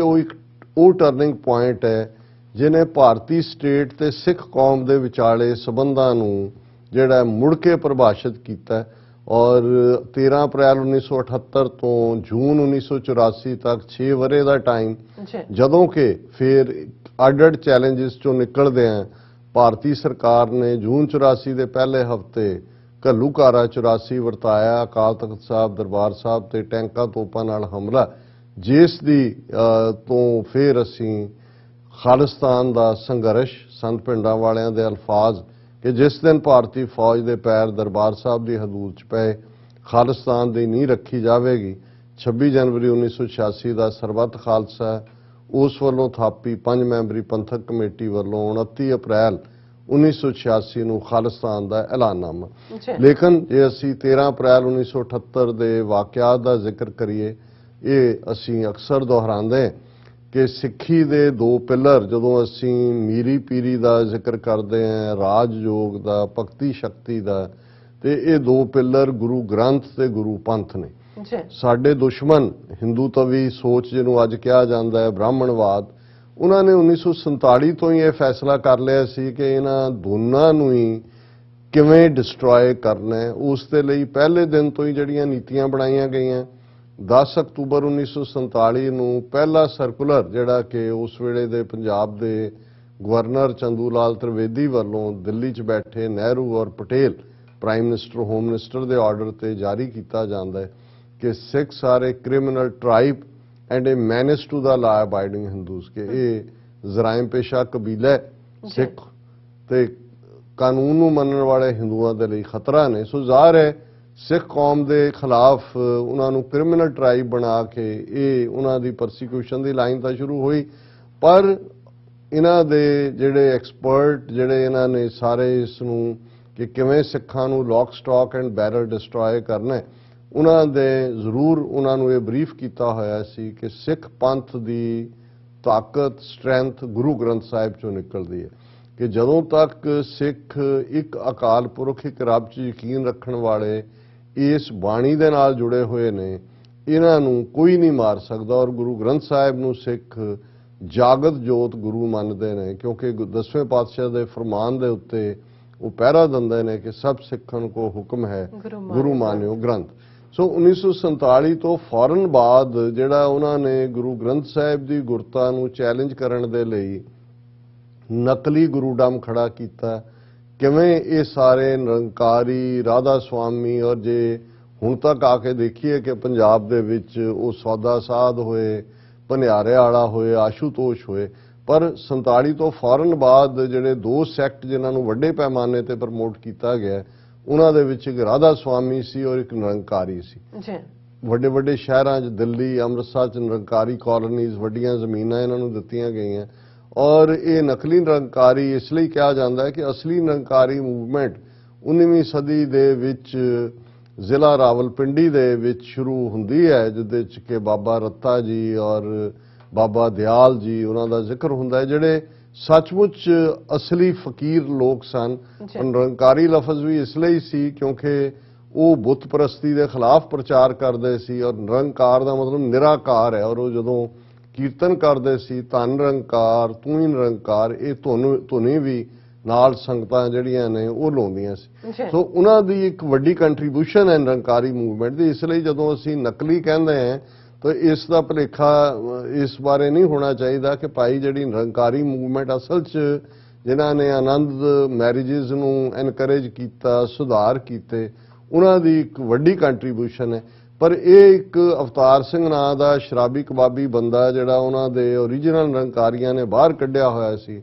ਉਹਨੂੰ ਖੜਾ ਕਰਕੇ ਪ੍ਰਮੋਟ ਕੀਤਾ ਗਿਆ। ਬਾਹਰਲੇ ਮੁਲਕਾਂ ਦੇ ਵਿੱਚ ਉਹਨਾਂ ਨੂੰ ਡਿਪਲੋਮੈਟਿਕ ਪਾਸਪੋਰਟਸ ਦੇ ਕੇ ਵੱਡਾ ਵੱਡਾ ਜਿਹੜਾ ਹੈ ਉਹਨਾਂ ਨੂੰ VIP ਸਟੇਟਸ ਦਿੱਤਾ ਗਿਆ, ਔਰ ਵੱਡੇ ਸ਼ਹਿਰਾਂ ਦੇ ਵਿੱਚ ਪੰਜਾਬ ਦੇ ਉਹਨਾਂ ਦੇ ਭਵਨ ਖੁਲਾਏ ਗਏ। ਇਹ ਸਾਰਾ ਚੁੱਪਚਾਪ ਵਰਤਾਰਾ ਏਜੰਸੀਆਂ ਦਾ ਚੱਲਦਾ ਰਿਹਾ। ਤੇ ਸਿੱਖਾਂ ਨੂੰ ਜਿਵੇਂ ਬਹੁਤ ਵਾਰ ਸਾਨੂੰ ਤਾਂ ਚੈਲੰਜਸ ਦੀ ਸਮਝ ਉਦੋਂ ਹੀ ਆਉਂਦੀ ਜਦੋਂ ਕੋਈ ਸਿਰ ਤੇ ਆ ਕੇ ਵੱਜਦਾ। ਸੋ ਇਹ ਜਦੋਂ ਸੰਤ ਕਰਤਾਰ ਸਿੰਘ ਖਾਲਸਾ ਪਿੰਡਾਂ ਵਾਲੇ ਜਿਹੜੇ ਟਕਸਾਲ ਦੇ ਸੰਤ ਪਿੰਡਾਂ ਜਰਨੈਲ ਸਿੰਘ ਹੋਰਾਂ ਤੋਂ ਪਹਿਲਾਂ ਮੁਖੀ ਸਨ, ਉਹਨਾਂ ਨੇ ਇਸ ਖਤਰੇ ਨੂੰ ਭਾਂਪਦਿਆਂ ਨਿਰੰਕਾਰੀਆਂ ਨੂੰ ਚੈਲੰਜ ਕਰਨਾ ਸ਼ੁਰੂ ਕਰ ਦਿੱਤਾ ਸੀ। ਕਿਉਂਕਿ ਆਫੀਸਰ ਲੈਵਲ ਦੇ ਉੱਤੇ ਜਿਵੇਂ ਨਿਰੰਜਨ ਸਿੰਘ IAS ਗੁਰਦਾਸਪੁਰ ਦਾ ਡਿਪਟੀ ਕਮਿਸ਼ਨਰ ਸੀ, ਹੋਰ ਥਾਵਾਂ ਤੇ। ਸੋ ਸਰਕਾਰੀ ਲੈਵਲ ਦੇ ਉੱਤੇ ਨਿਰੰਕਾਰੀ ਸੈਕਟ ਨੂੰ, ਨਕਲੀ ਨਿਰੰਕਾਰੀਆਂ ਨੂੰ, ਜਿਹੜੇ ਇਮੋਰਲ ਬਦ ਅਖਲਾਕ ਸਨ, ਇਹਨਾਂ ਦੇ ਨਿਰੰਕਾਰੀ ਭਵਨਾਂ ਦੇ ਵਿੱਚ ਜੋ ਕੁਝ ਨਾਈਟ ਕਲੱਬਸ ਦੇ ਵਿੱਚ ਹੁੰਦਾ ਉਹ ਕੁਝ ਡੇ ਕਲੱਬ ਬਣਾਏ ਹੋਏ ਸੀ। ਔਰ ਆਫੀਸਰ ਜਿਹੜੇ ਨੇ ਗਰੀਬ ਗੁਰਬੇ ਆਮ ਗਰੀਬ ਸਿੱਖਾਂ ਨੂੰ ਵੀ ਇਸ ਵੱਲ ਖਿੱਚ ਰਹੇ ਸੀ, ਔਰ ਅਮੀਰ ਕਿਸਮ ਦੇ ਲੋਕ ਅਫਸਰਸ਼ਾਹੀ ਜਿਹੜੀ ਆ ਉਹ ਖਾਸ ਤੌਰ ਤੇ ਇਆਸ਼ੀ ਦੇ ਨੁਕਤਾ ਨਿਗਾਹ ਤੋਂ ਉਹ ਇਹਨਾਂ ਦਾ ਹਿੱਸਾ ਬਣ ਰਹੇ ਸੀ। ਔਰ ਇਸ ਹੱਦ ਤੱਕ ਇਹਨਾਂ ਦਾ ਫੈਲਾਅ ਕਰ ਦਿੱਤਾ ਗਿਆ ਕਿ 13 ਅਪ੍ਰੈਲ 1978 ਨੂੰ ਜਦੋਂ ਕਿ ਪੰਜਾਬ ਦੇ ਵਿੱਚ ਬਾਦਲਾਂ ਦੀ ਸਰਕਾਰ ਸੀ, ਸ੍ਰੀ ਅੰਮ੍ਰਿਤਸਰ ਸ਼ਹਿਰ ਦੇ ਵਿੱਚ ਨਿਰੰਕਾਰੀਆਂ ਨੂੰ, ਜਿਨ੍ਹਾਂ ਦਾ ਗੁਰੂ ਉਸ ਵੇਲੇ ਗੁਰਬਚਨ ਨਾਂ ਦਾ ਬੰਦਾ ਜਿਹੜਾ ਕਿ ਵੱਡਾ ਗੱਦੀ ਲਾ ਕੇ ਬੈਠਦਾ ਸੀ, ਜਿਹੜਾ 10 ਗੁਰੂ ਸਾਹਿਬਾਨ ਨੂੰ ਮਜ਼ਾਕ ਕਰਦਾ ਸੀ, ਉਹ ਇਹ ਕਹਿੰਦਾ ਸੀ ਕਿ ਗੁਰੂ ਗੋਬਿੰਦ ਸਿੰਘ ਨੇ 5 ਪਿਆਰੇ ਬਣਾਏ ਸੀ, ਮੈਂ 7 ਸਿਤਾਰੇ ਬਣਾਏ ਨੇ, 7 ਨੇ ਇਸ ਕਿਸਮ ਦੇ ਨੋਮੀਨੇਟ ਕੀਤੇ ਹੋਏ ਸੀ। ਔਰ ਉਹਨਾਂ ਨੇ ਅੰਮ੍ਰਿਤਸਰ ਸ਼ਹਿਰ ਦੇ ਵਿੱਚ ਇੱਕ ਓਪਨ ਜਲੂਸ ਦੇ ਰੂਪ ਦੇ ਵਿੱਚ, ਔਰ ਇਹ ਹੁਣ ਜਦੋਂ ਤੁਸੀਂ ਪਿੱਛੇ ਮੁੜ ਕੇ ਦੇਖਦੇ ਹੋ ਕਿ ਸਰਕਾਰ ਬਾਦਲਾਂ ਦੀ ਹੋਏ, ਕਿਨੇ ਅੰਮ੍ਰਿਤਸਰ ਸ਼ਹਿਰ ਦੇ ਵਿੱਚ ਉਹਨਾਂ ਨੂੰ ਵਿਸਾਖੀ ਵਾਲੇ ਦਿਨ ਜਿਹੜਾ ਇਸ ਕਿਸਮ ਦੀ ਕਰਤੂਤ ਕਰਨ ਦਾ ਪਰਮਿਟ ਦਿੱਤਾ। ਲੇਕਿਨ ਉਹ ਇਕੱਲੇ ਆਪ ਹੀ ਨਹੀਂ ਆਏ, ਉਹਨਾਂ ਨੇ ਨਾਲ ਉਹ ਹਥਿਆਰ ਨਾਲ ਲਿਆਂਦੇ ਹੋਏ ਸੀ। ਔਰ ਫਿਰ ਜਦੋਂ ਕਿ ਇੱਕ ਕੀਰਤਨ ਸਮਾਗਮ ਅਖੰਡ ਕੀਰਤਨੀ ਜਥਿਆਂ ਦਾ, ਸ਼ਹੀਦ ਭਾਈ ਫੌਜਾ ਸਿੰਘ ਦਾ ਸਬੰਧ ਅਖੰਡ ਕੀਰਤਨੀ ਜਥਿਆਂ ਨਾਲ ਸੀ, ਅਜੀਤ ਨਗਰ ਅੰਮ੍ਰਿਤਸਰ ਵਿੱਚ ਚੱਲ ਰਿਹਾ ਸੀ। ਜਿਵੇਂ ਅਸੀਂ ਕਿਹਾ ਕਿ ਸੰਤ ਕਰਤਾਰ ਸਿੰਘ ਖਾਲਸਾ ਪਿੰਡਾਂ ਵਾਲਿਆਂ ਦੇ ਚੜ੍ਹਾਈ ਕਰਨ ਤੋਂ ਬਾਅਦ ਸੰਤ ਜਰਨੈਲ ਸਿੰਘ ਖਾਲਸਾ ਪਿੰਡਾਂ ਵਾਲੇ ਵੀ ਇਹਨਾਂ ਨੂੰ, ਨਕਲੀ ਨਿਰੰਕਾਰੀਆਂ ਨੂੰ ਚੈਲੰਜ ਕਰ ਰਹੇ ਸੀ। ਔਰ ਇਹੀ ਪੀਰੀਅਡ ਸੀ ਕਿ ਉਹਨਾਂ ਨੂੰ ਜਦੋਂ ਟਕਸਾਲ ਨੂੰ, ਅਖੰਡ ਕੀਰਤਨੀ ਜਥਿਆਂ ਨੂੰ ਇਹ ਪਤਾ ਲੱਗਾ ਕਿ ਅੰਮ੍ਰਿਤਸਰ ਸ਼ਹਿਰ ਦੇ ਵਿੱਚ ਇਹ ਇਸ ਕਿਸਮ ਦਾ ਅਡੰਬਰ ਕਰ ਰਹੇ ਨੇ, ਉਹਨਾਂ ਨੇ ਜਿਹੜੇ ਮੰਜੀ ਸਾਹਿਬ ਆਏ ਸੰਤ ਪਿੰਡਾਂ ਵਾਲੇ, ਉਹਨਾਂ ਨੇ ਉਸ ਵੇਲੇ ਦੇ ਅਕਾਲੀ ਵਜ਼ੀਰ ਜੀਵਨ ਸਿੰਘ ਉਮਰਾ ਨੰਗਲ, ਜਿਹੜਾ ਮੰਜੀ ਸਾਹਿਬ ਮੌਜੂਦ ਸੀ, ਉਹਨੂੰ ਕਿਹਾ ਕਿ ਭਾਈ ਇਹਨਾਂ ਨੂੰ ਰੋਕੋ। ਔਰ ਲੇਕਿਨ ਰੋਕਣਾ ਕਿਹਨੇ ਸੀ? ਉਹ ਤਾਂ ਬਾਦਲ ਨਾਲ ਰਲੇ ਹੋਏ ਸੀ। ਜਿਵੇਂ ਜੋ ਅੱਜ ਇਹਨਾਂ ਦੀ ਕਰਤੂਤ ਅਸੀਂ ਗੁਰੂ ਗ੍ਰੰਥ ਸਾਹਿਬ ਦੀ ਬੇਅਦਬੀ ਦੀਆਂ ਘਟਨਾਵਾਂ 'ਚ ਜਦੋਂ ਇਹਨਾਂ ਨੂੰ ਮੁਲਵਸ ਦੇਖਦੇ ਹਾਂ ਤਾਂ ਫਿਰ ਸਮਝ ਆ ਸਕਦੀ ਹੈ ਕਿ ਇਹ ਸਾਰਾ ਕੁਝ ਦੇ ਪਿੱਛੇ ਬਿਹਾਈਂਡ ਏਜੰਸੀਆਂ ਨੇ ਕਿਵੇਂ ਇਹਨਾਂ ਸਾਰਿਆਂ ਨੂੰ ਸੈਟਅਪ ਕੀਤਾ ਹੋਇਆ ਸੀ। ਸੋ ਜ਼ਾਹਰ ਹੈ ਕਿ ਪੀਸਫੁਲੀ ਸ਼ਹੀਦ ਭਾਈ ਫੌਜਾ ਸਿੰਘ ਦੀ ਅਗਵਾਈ ਵਿੱਚ ਸਿੰਘਾਂ ਦਾ ਇੱਕ ਜਥਾ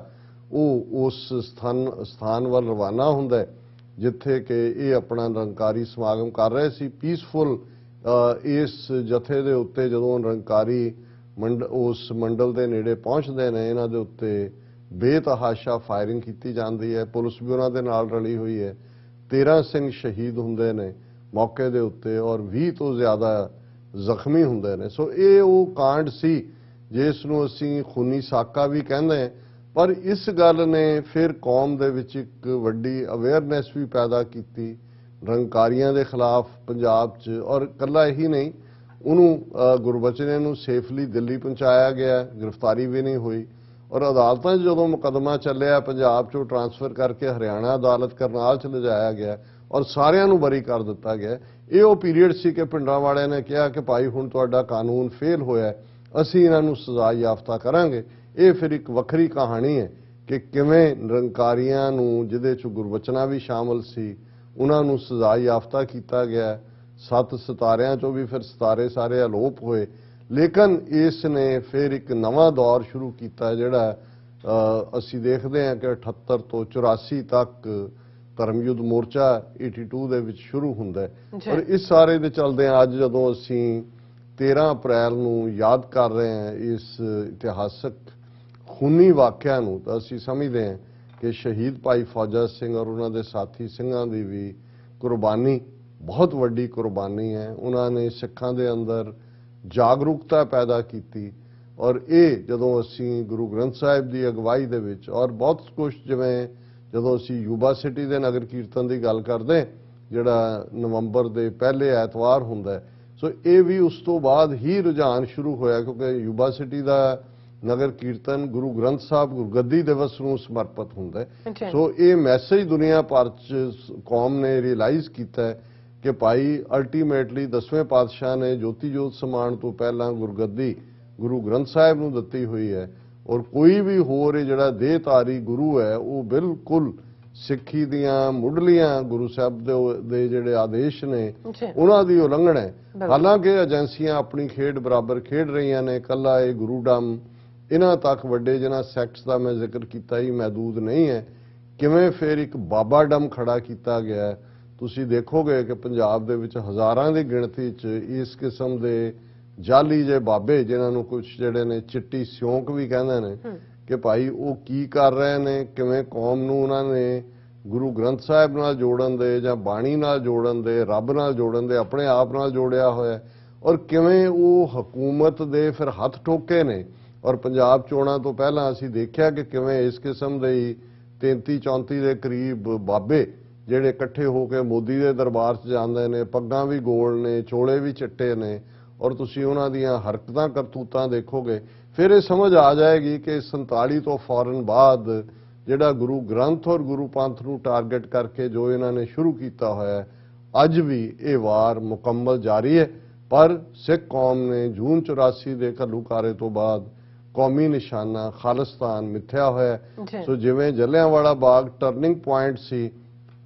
ਔਰ ਉਸ ਤੋਂ ਬਾਅਦ 27-28 ਸਾਲ ਬਾਅਦ ਹੀ ਲਗਭਗ ਅੰਗਰੇਜ਼ਾਂ ਨੂੰ ਭਾਰਤ ਛੱਡਣਾ ਪਿਆ ਸੀ। ਔਰ ਅੱਜ ਵੀ ਅਸੀਂ ਇਹ ਸਮਝਦੇ ਹਾਂ ਕਿ 1978 13 ਅਪ੍ਰੈਲ ਤੋਂ ਬਾਅਦ ਜਿਹੜਾ ਸੰਘਰਸ਼ ਸਿੱਖ ਕੌਮ ਦਾ ਮੁਕੰਮਲ ਆਜ਼ਾਦੀ ਦਾ ਦਰਿਆਏ ਜਮਨਾ ਤੋਂ ਵਾਘਾ ਤੱਕ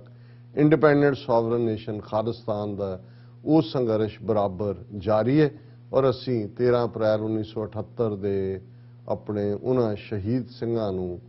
ਅੱਜ ਦਾ ਸਮੁੱਚਾ ਪ੍ਰੋਗਰਾਮ ਜਿਹੜਾ ਹੈ ਉਹ ਸਮਰਪਣ ਕਰ ਜੀ। ਰਾਜ ਸਾਹਿਬ ਤੁਹਾਡਾ ਬਹੁਤ ਬਹੁਤ ਸ਼ੁਕਰੀਆ, ਤੁਸੀਂ ਆਪਣੇ ਵਿਚਾਰ ਸਾਡੇ ਦਰਸ਼ਕਾਂ ਨਾਲ ਸਾਂਝੇ ਕੀਤੇ ਨੇ। ਸੋ ਇੱਥੇ ਲੈਣੇ ਬ੍ਰੇਕ, ਔਰ ਬ੍ਰੇਕ ਤੇ ਜਾਣ ਤੋਂ ਪਹਿਲਾਂ ਅਸੀਂ ਦਰਸ਼ਕਾਂ ਤੇ ਸਰੋਤਿਆਂ ਨੂੰ ਅਪੀਲ ਤੇ ਬੇਨਤੀ ਕਰਦੇ ਹਾਂ ਵਿਊਅਰਸ, ਜਿਸ ਤਰ੍ਹਾਂ ਕਿ ਤੁਸੀਂ ਜਾਣਦੇ ਹੋ ਕਿ ਟੀਵੀ 84 ਇੱਕ ਪੰਥਕ ਚੈਨਲ ਹੈ। ਟੀਵੀ 84 ਦੀ ਚੜ੍ਹਦੀ ਕਲਾ ਲਈ ਵੱਧ ਤੋਂ ਵੱਧ ਡੋਨੇਟ ਕਰੋ। ਡੋਨੇਟ ਕਰਨ ਲਈ ਸਾਡੀ ਵੈਬਸਾਈਟ tv84.tv ਤੇ ਜਾ ਕੇ ਪੇਪਲ ਦੀ ਵਰਤੋਂ ਕਰਕੇ ਵਨ ਟਾਈਮ ਡੋਨੇਟ ਕਰ ਸਕਦੇ ਹੋ, ਮੰਥਲੀ ਡੋਨੇਟ ਵੀ ਕਰ ਸਕਦੇ ਹੋ। ਤੁਸੀਂ ਟੀਵੀ 84 ਦੇ ਨਾਮ ਤੇ ਚੈੱਕ ਬਣਾ ਕੇ ਸਾਨੂੰ ਮੇਲ ਵੀ ਕਰ ਸਕਦੇ ਹੋ ਸਾਡੇ ਇਸ ਪਤੇ ਤੇ 36-01 37th Avenue, Long Island City, New York 11101 USA, ਜਾਂ ਫਿਰ ਤੁਸੀਂ ਸਾਨੂੰ ਫੋਨ ਰਾਹੀਂ ਵੀ ਸੰਪਰਕ ਕਰ ਸਕਦੇ ਹੋ ਸਾਡੇ ਫੋਨ ਨੰਬਰ ਤੇ 5166191984। ਤੁਸੀਂ ਸਾਨੂੰ ਈਮੇਲ ਵੀ ਕਰ ਸਕਦੇ ਹੋ info@tv84.tv ਤੇ। ਅਸੀਂ ਤੁਹਾਡੇ ਤਹਿ ਦਿਲ ਤੋਂ ਸ਼ੁਕਰਗੁਜ਼ਾਰ ਹੋਵਾਂਗੇ। ਇਸ ਵਕਤ ਲੈਣੇ ਬ੍ਰੇਕ ਵਿਊਅਰਸ, ਜੋ ਤੁਸੀਂ ਸਾਨੂੰ ਇਸੇ ਤਰ੍ਹਾਂ ਬਣੇ ਰਹਿਣਾ। ਮਿਲਦੇ ਹਾਂ ਛੋਟੇ ਜਿਹੇ ਵਕਫੇ ਤੋਂ ਬਾਅਦ।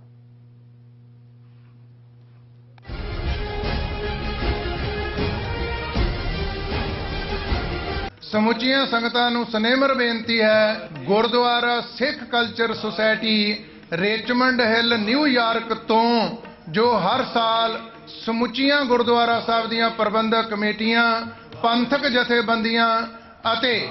ਸਮੁੱਚੀਆਂ ਸੰਗਤਾਂ ਦੇ ਸਹਿਯੋਗ ਨਾਲ ਜੋ ਹਰ ਸਾਲ ਸਿੱਖ ਡੇ ਪਰੇਡ ਕੱਢੀ ਜਾਂਦੀ ਹੈ, ਇਸ ਸਾਲ 34ਵੀਂ ਸਿੱਖ ਡੇ ਪਰੇਡ 23 ਅਪ੍ਰੈਲ ਦਿਨ ਸ਼ਨੀਵਾਰ ਨੂੰ ਦਿਨੇ 12 ਵਜੇ ਮਨਹੱਟਨ ਸ਼ਹਿਰ ਦੇ ਵਿੱਚ ਆਰੰਭ ਹੋਵੇਗੀ। ਸਾਰੀਆਂ ਸੰਗਤਾਂ ਨੂੰ ਬੇਨਤੀ ਹੈ ਕਿ ਵੱਧ ਤੋਂ ਵੱਧ ਸਿੱਖ ਡੇ ਪਰੇਡ ਵਿੱਚ ਸ਼ਮੂਲੀਅਤ ਕਰਨੀ ਹੈ। ਵੀਰਾਂ ਨੂੰ ਬੇਨਤੀ ਹੈ ਕੇਸਰੀ ਦਸਤਾਰਾਂ ਸਜਾ ਕੇ, ਭੈਣਾਂ ਨੂੰ ਬੇਨਤੀ ਹੈ ਕੇਸਰੀ ਦੁਪੱਟੇ ਲੈ ਕੇ ਇਸ ਸਿੱਖ ਡੇ ਪਰੇਡ ਦੇ ਵਿੱਚ ਸ਼ਾਮਲ ਹੋਣਾ ਹੈ। ਸਤਿਗੁਰੂ ਸੱਚੇ ਪਾਤਸ਼ਾਹ ਜੀ ਦੀਆਂ ਖੁਸ਼ੀਆਂ ਪ੍ਰਾਪਤ ਕਰਨੀਆਂ। ਸਾਰੇ ਹੀ ਟਰਾਈ ਸਟੇਟ ਦੇ ਗੁਰਦੁਆਰਾ ਸਾਹਿਬਾਨਾਂ ਤੋਂ ਸਵੇਰੇ 9 ਵਜੇ ਉਸ ਦਿਨ ਬੱਸਾਂ ਚੱਲਣਗੀਆਂ। ਪਰਿਵਾਰਾਂ ਬੱਚਿਆਂ ਸਮੇਤ ਹਾਜ਼ਰੀਆਂ ਭਰ ਕੇ ਸਤਿਗੁਰੂ ਸੱਚੇ ਪਾਤਸ਼ਾਹ ਜੀ ਦੀਆਂ ਖੁਸ਼ੀਆਂ ਪ੍ਰਾਪਤ ਕਰੋ ਜੀ। ਵਾਹਿਗੁਰੂ ਜੀ ਕਾ ਖਾਲਸਾ, ਵਾਹਿਗੁਰੂ ਜੀ ਕੀ ਫਤਿਹ। ਯੂਕੇ ਅਤੇ ਜਨੇਵਾ ਤੋਂ ਬਾਅਦ ਖਾਲਿਸਤਾਨ ਰੈਫਰੈਂਡਮ ਦੀਆਂ ਵੋਟਾਂ ਦਾ ਅਗਲਾ ਪੜਾਅ ਇਟਲੀ। ਇਟਲੀ ਵਿੱਚ ਖਾਲਿਸਤਾਨ ਰੈਫਰੈਂਡਮ ਦੀਆਂ ਵੋਟਾਂ ਬ੍ਰੇਸ਼ੀਆ ਦੇ ਬ੍ਰਿਕਸੀਆ ਫੋਰਮ ਵਿੱਚ 8 ਮਈ ਦਿਨ ਐਤਵਾਰ ਨੂੰ ਪੈਣਗੀਆਂ। ਹੋਰ ਜਾਣਕਾਰੀ ਲਈ ਸੰਪਰਕ ਕਰੋ +39 345 500 9516 ਜਾਂ +39 327 583 0424।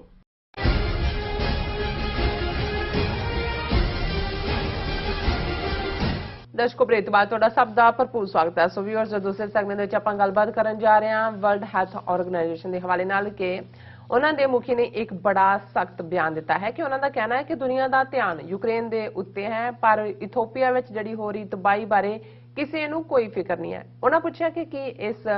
ਦੀ ਵਜ੍ਹਾ ਇਹ ਹੈ ਕਿ ਯੂਕਰੇਨ ਵਿੱਚ ਗੋਰੇ ਵਸਦੇ ਹਨ ਜਦੋਂ ਕਿ ਇਥੋਪੀਆ ਵਿੱਚ ਕਾਲੇ ਮਰ ਰਹੇ ਹਨ। ਸੋ ਇਸ ਬਾਰੇ ਆਪਾਂ ਗੱਲਬਾਤ ਕਰਨ ਜਾ ਰਹੇ ਹਾਂ। ਸੋ ਅਸੀਂ ਚਾਹਾਂਗੇ ਕਿ ਤੁਸੀਂ ਇਸੇ ਤਰ੍ਹਾਂ ਹੀ ਬਣੇ ਰਹਿਣਾ। ਦੇਖਣ ਸੁਣਨ ਲਈ ਐਂਡ ਲਿਖਣ ਲਈ ਤੁਹਾਡਾ ਸਭ ਦਾ ਬਹੁਤ ਬਹੁਤ ਸ਼ੁਕਰੀਆ ਜੀ। ਡਾਕਟਰ ਸਾਹਿਬ, ਕੀ ਕਹਿਣਾ ਚਾਹੋਗੇ? ਦੇਖੋ, ਰੋਜ਼ਾਨਾ ਕਿਸੇ ਨਾ ਕਿਸੇ ਪਾਸਿਓਂ ਯੂਕਰੇਨ ਦਾ ਜ਼ਿਕਰ ਜ਼ਰੂਰ ਆਉਂਦਾ ਹੈ, ਕਿਉਂਕਿ ਇਸ ਵੇਲੇ ਕੱਲਾ ਇਹੀ ਨਹੀਂ ਵੀ ਯੂਕਰੇਨ ਹੌਟ ਪੋਟੇਟੋ ਹੈ। ਇਹ ਖੌਫ ਲਗਾਤਾਰ ਬਣਿਆ ਹੋਇਆ ਹੈ ਕਿ ਕਿਸੇ ਵੇਲੇ ਵੀ ਬਾਕੀ ਦਾ ਯੂਰਪ ਵੀ ਇਸ ਦੇ ਵਿੱਚ ਸਕ ਇਨ ਕਰ ਸਕਦਾ ਹੈ। ਬਿਲਕੁਲ ਅਸੀਂ ਕੱਲ ਜ਼ਿਕਰ ਕੀਤਾ ਸੀ ਕਿ ਪ੍ਰੈਜ਼ੀਡੈਂਟ ਬਾਈਡਨ ਨੇ ਆਇਓਵਾ ਦੀ ਆਪਣੀ ਇੱਕ ਮੀਟਿੰਗ ਦੇ ਵਿੱਚ ਖੁੱਲ੍ਹ ਕੇ ਕਿਹਾ ਕਿ ਪ੍ਰੈਜ਼ੀਡੈਂਟ ਪੁਤਿਨ ਜਿਹੜਾ ਇਹ ਵਾਰ ਕ੍ਰਿਮੀਨਲ ਹੈ ਔਰ ਇਹ ਜੈਨੋਸਾਈਡ ਕਮਿਟ ਕਰ ਰਿਹਾ ਜੀ ਔਰ ਇਸ ਦੇ ਉੱਤੇ ਜਦੋਂ ਅਸੀਂ ਫਰਦਰ ਡਿਟੇਲ ਦੇਖਦੇ ਹਾਂ, ਅੱਜ ਇੰਟਰਨੈਸ਼ਨਲ ਕ੍ਰਿਮੀਨਲ ਕੋਰਟ ਦੇ chief prosecutor mister cream Khan ਉਹਨਾਂ ਨੇ ਕਿਹਾ ਕਿ ਯੂਕਰੇਨ ਸੱਚਮੁੱਚ ਹੀ ਜਿਹੜਾ ਇੱਕ ਕ੍ਰਾਈਮ ਸੀਨ ਹੈ। ਸੋ ਮਤਲਬ ਇਹ ਹੈ ਕਿ ਇੰਟਰਨੈਸ਼ਨਲ ਕ੍ਰਿਮੀਨਲ ਕੋਰਟ ਹੋਏ ਜਾਂ ਦੂਸਰੇ ਅਦਾਰੇ ਹੋਣ, ਉਹ ਆਲਰੇਡੀ ਬੜਾ ਸਟਰੋਂਗਲੀ ਇਸ ਕੇਸ ਨੂੰ ਬਿਲਡ ਕਰ ਰਹੇ ਨੇ ਕਿ ਵਾਰ ਕ੍ਰਾਈਮਸ ਔਰ ਜੈਨੋਸਾਈਡ ਇਸ ਦੇ ਲਈ ਪੁਤਿਨ ਨੂੰ ਜ਼ਿੰਮੇਵਾਰ ਠਹਿਰਾਇਆ ਜਾ ਰਿਹਾ ਔਰ ਇਸ ਨੂੰ ਅਕਾਊਂਟੇਬਲ ਬਣਾਇਆ ਜਾਏਗਾ। ਔਰ ਇਸ ਦੇ ਨਾਲ ਅਸੀਂ ਦੇਖਦੇ ਹਾਂ ਕਿ ਇਹ ਈਵਨ OSCE ਨੇ ਵੀ ਕਿਹਾ ਕਿ Russia carried out international human rights violations in Ukraine. ਕਿਤੇ ਥੋੜਾ ਸੌਫਟ ਹੈ, ਕਿਤੇ ਹਾਰਡ ਹੈ, ਪਰ ਜੈਨੋਸਾਈਡ ਤੱਕ ਪਹੁੰਚਣਾ। ਔਰ ਹੁਣ ਕਿ ਜਿੱਥੇ ਕਿ ਲੜਾਈ ਬਰਾਬਰ ਚੱਲ ਰਹੀ ਹੈ, ਮੈਨੀਪੋਲ ਸਿਟੀ ਦੇ ਵਿੱਚ ਰਸ਼ੀਆ ਨੇ ਦਾਅਵਾ ਕੀਤਾ ਹੈ ਕਿ 1000 ਤੋਂ ਜ਼ਿਆਦਾ ਯੂਕਰੇਨ ਦੇ ਸੋਲਜਰਸ ਨੇ, ਮੈਰੀਨਸ ਨੇ ਸਰੈਂਡਰ ਕੀਤਾ ਹੈ। ਲੇਕਿਨ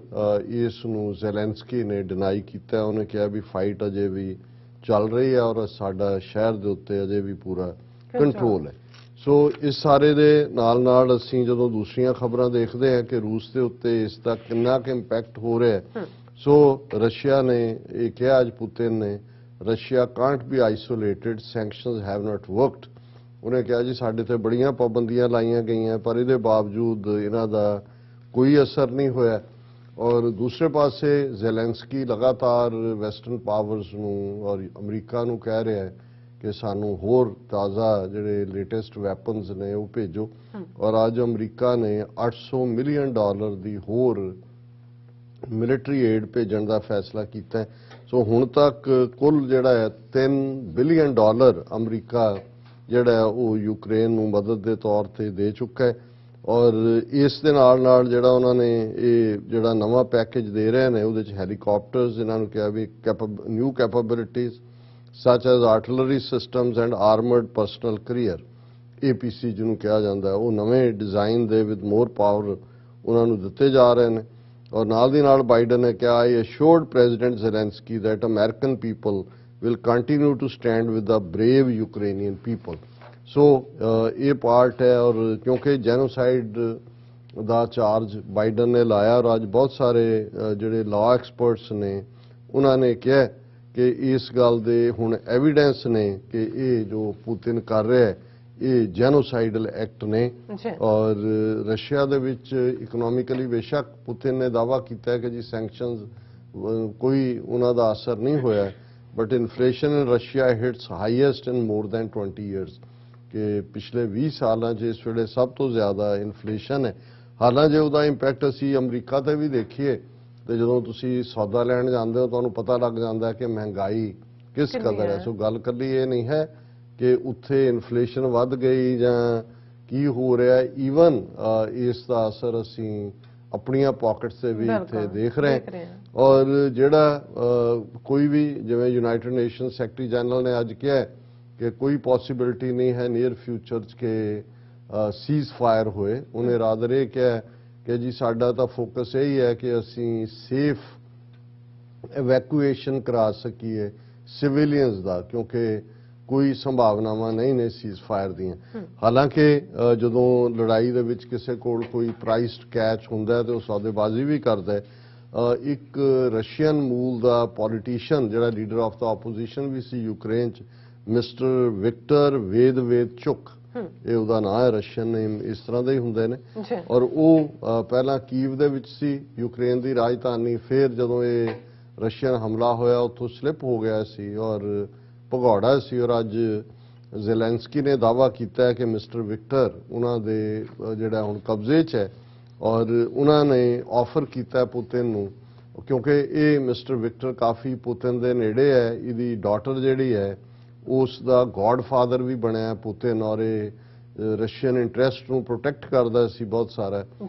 ਵਿਦਨ ਯੂਕਰੇਨ 'ਚ ਹੁੰਦੇ। ਔਰ ਜ਼ੈਲੈਂਸਕੀ ਨੇ ਆਫਰ ਕੀਤਾ ਔਰ ਉਹਦੀ ਇੱਕ ਪੋਸਟ ਵੀ ਮਿਸਟਰ ਵਿਕਟਰ ਦੀ ਇਹ ਹਥਕੜੀਆਂ ਦੇ ਵਿੱਚ ਜਿਹੜੀ ਹੈ ਉਹ ਮੀਡੀਆ ਦੇ ਉੱਤੇ ਦਿਖਾਈ ਜਾ ਰਹੀ ਹੈ। ਔਰ ਪੁਤਿਨ ਨੂੰ ਆਫਰ ਕੀਤਾ ਗਿਆ ਕਿ ਵੀ ਜੇ ਜਿਹੜੇ ਯੂਕਰੇਨ ਦੇ ਮੁੰਡੇ ਕੁੜੀਆਂ ਉਹਨਾਂ ਦੀ ਕਸਟਡੀ 'ਚ ਨੇ ਰਸ਼ੀਆ ਦੀ, ਜੇ ਉਹ ਛੱਡ ਦੇਣ ਤੇ ਉਹ ਇਸ ਪੁਤਿਨ ਦੇ ਯਾਰ ਮਿਸਟਰ ਮੇਦਵੇਦਚੁਕ ਨੂੰ ਰਿਲੀਜ਼ ਕਰ ਦੇਣਗੇ। ਹਾਲਾਂਕਿ ਇਹ ਇੱਕ ਸੌਦੇਬਾਜ਼ੀ ਦੀ ਗੱਲ ਹੀ ਹੈ, ਪਰ ਇਵੇਂ ਹੁੰਦਾ ਜਦੋਂ ਤੁਸੀਂ ਇੱਕ ਦੇ ਵੀ ਪ੍ਰਿਜ਼ਨਰ ਆਫ ਵਾਰ ਲੈਂਦੇ ਹੋ, ਦੂਜੇ ਦੇ ਵੀ ਲੈਂਦੇ ਹੋ, ਫਿਰ ਤੁਸੀਂ ਸੌਦੇਬਾਜ਼ੀ ਕਰਦੇ ਹੋ। ਪਰ ਇਹ ਗੱਲ ਦੱਸ ਰਹੀ ਹੈ ਕਿ ਲੜਾਈ ਕਿਸ ਹੱਦ ਤੱਕ ਡਰਟੀ, ਵਾਰ ਤਾਂ ਵੈਸੇ ਹੀ ਡਰਟੀ ਹੁੰਦੀ ਹੈ, ਪਰ ਜਦੋਂ ਇਸ ਕਿਸਮ ਦਾ ਜੋ ਕੁਝ ਚੱਲ ਰਿਹਾ ਹੁੰਦਾ ਹੈ ਉਹਦੇ 'ਚ ਕੋਈ ਵੀ ਸੁਰੱਖਿਅਤ ਨਹੀਂ ਹੈ, ਕੋਈ ਵੀ ਸੇਫ ਨਹੀਂ ਹੈ। ਔਰ ਜਿਵੇਂ ਸਾਡੇ ਕੁਝ ਵਿਊਅਰ ਹਮੇਸ਼ਾ ਸਾਡੇ ਨਾਲ ਇਖਤਲਾਫਾਤ ਰੱਖਦੇ ਨੇ ਕਿ ਤੁਸੀਂ ਵੈਸਟਰਨ ਪ੍ਰੋਪੇਗੈਂਡੇ ਦੀ ਗੱਲ ਕਰਦੇ ਹੋ, ਔਰ ਦੂਸਰਾ ਸਾਨੂੰ ਨਹੀਂ ਪਤਾ ਕਿ ਕਿੰਨਾ ਕੁਝ ਜੋ ਖਬਰਾਂ ਵੈਸਟਰਨ ਮੀਡੀਆ ਦੇ ਹਵਾਲੇ ਨਾਲ ਨੇ ਉਹਦੇ 'ਚ ਕਿੰਨੀ ਕੁ ਟਰੂਥ ਹੈ। ਪਰ ਇੱਕ ਗੱਲ 'ਚ ਤਾਂ ਕੋਈ ਦੋ ਰਾਵਾਂ ਨਹੀਂ ਨੇ ਕਿ ਕਾਮਨ ਯੂਕਰੇਨ ਦੇ ਲੋਕ ਸਫਰ ਕਰ ਰਹੇ ਨੇ,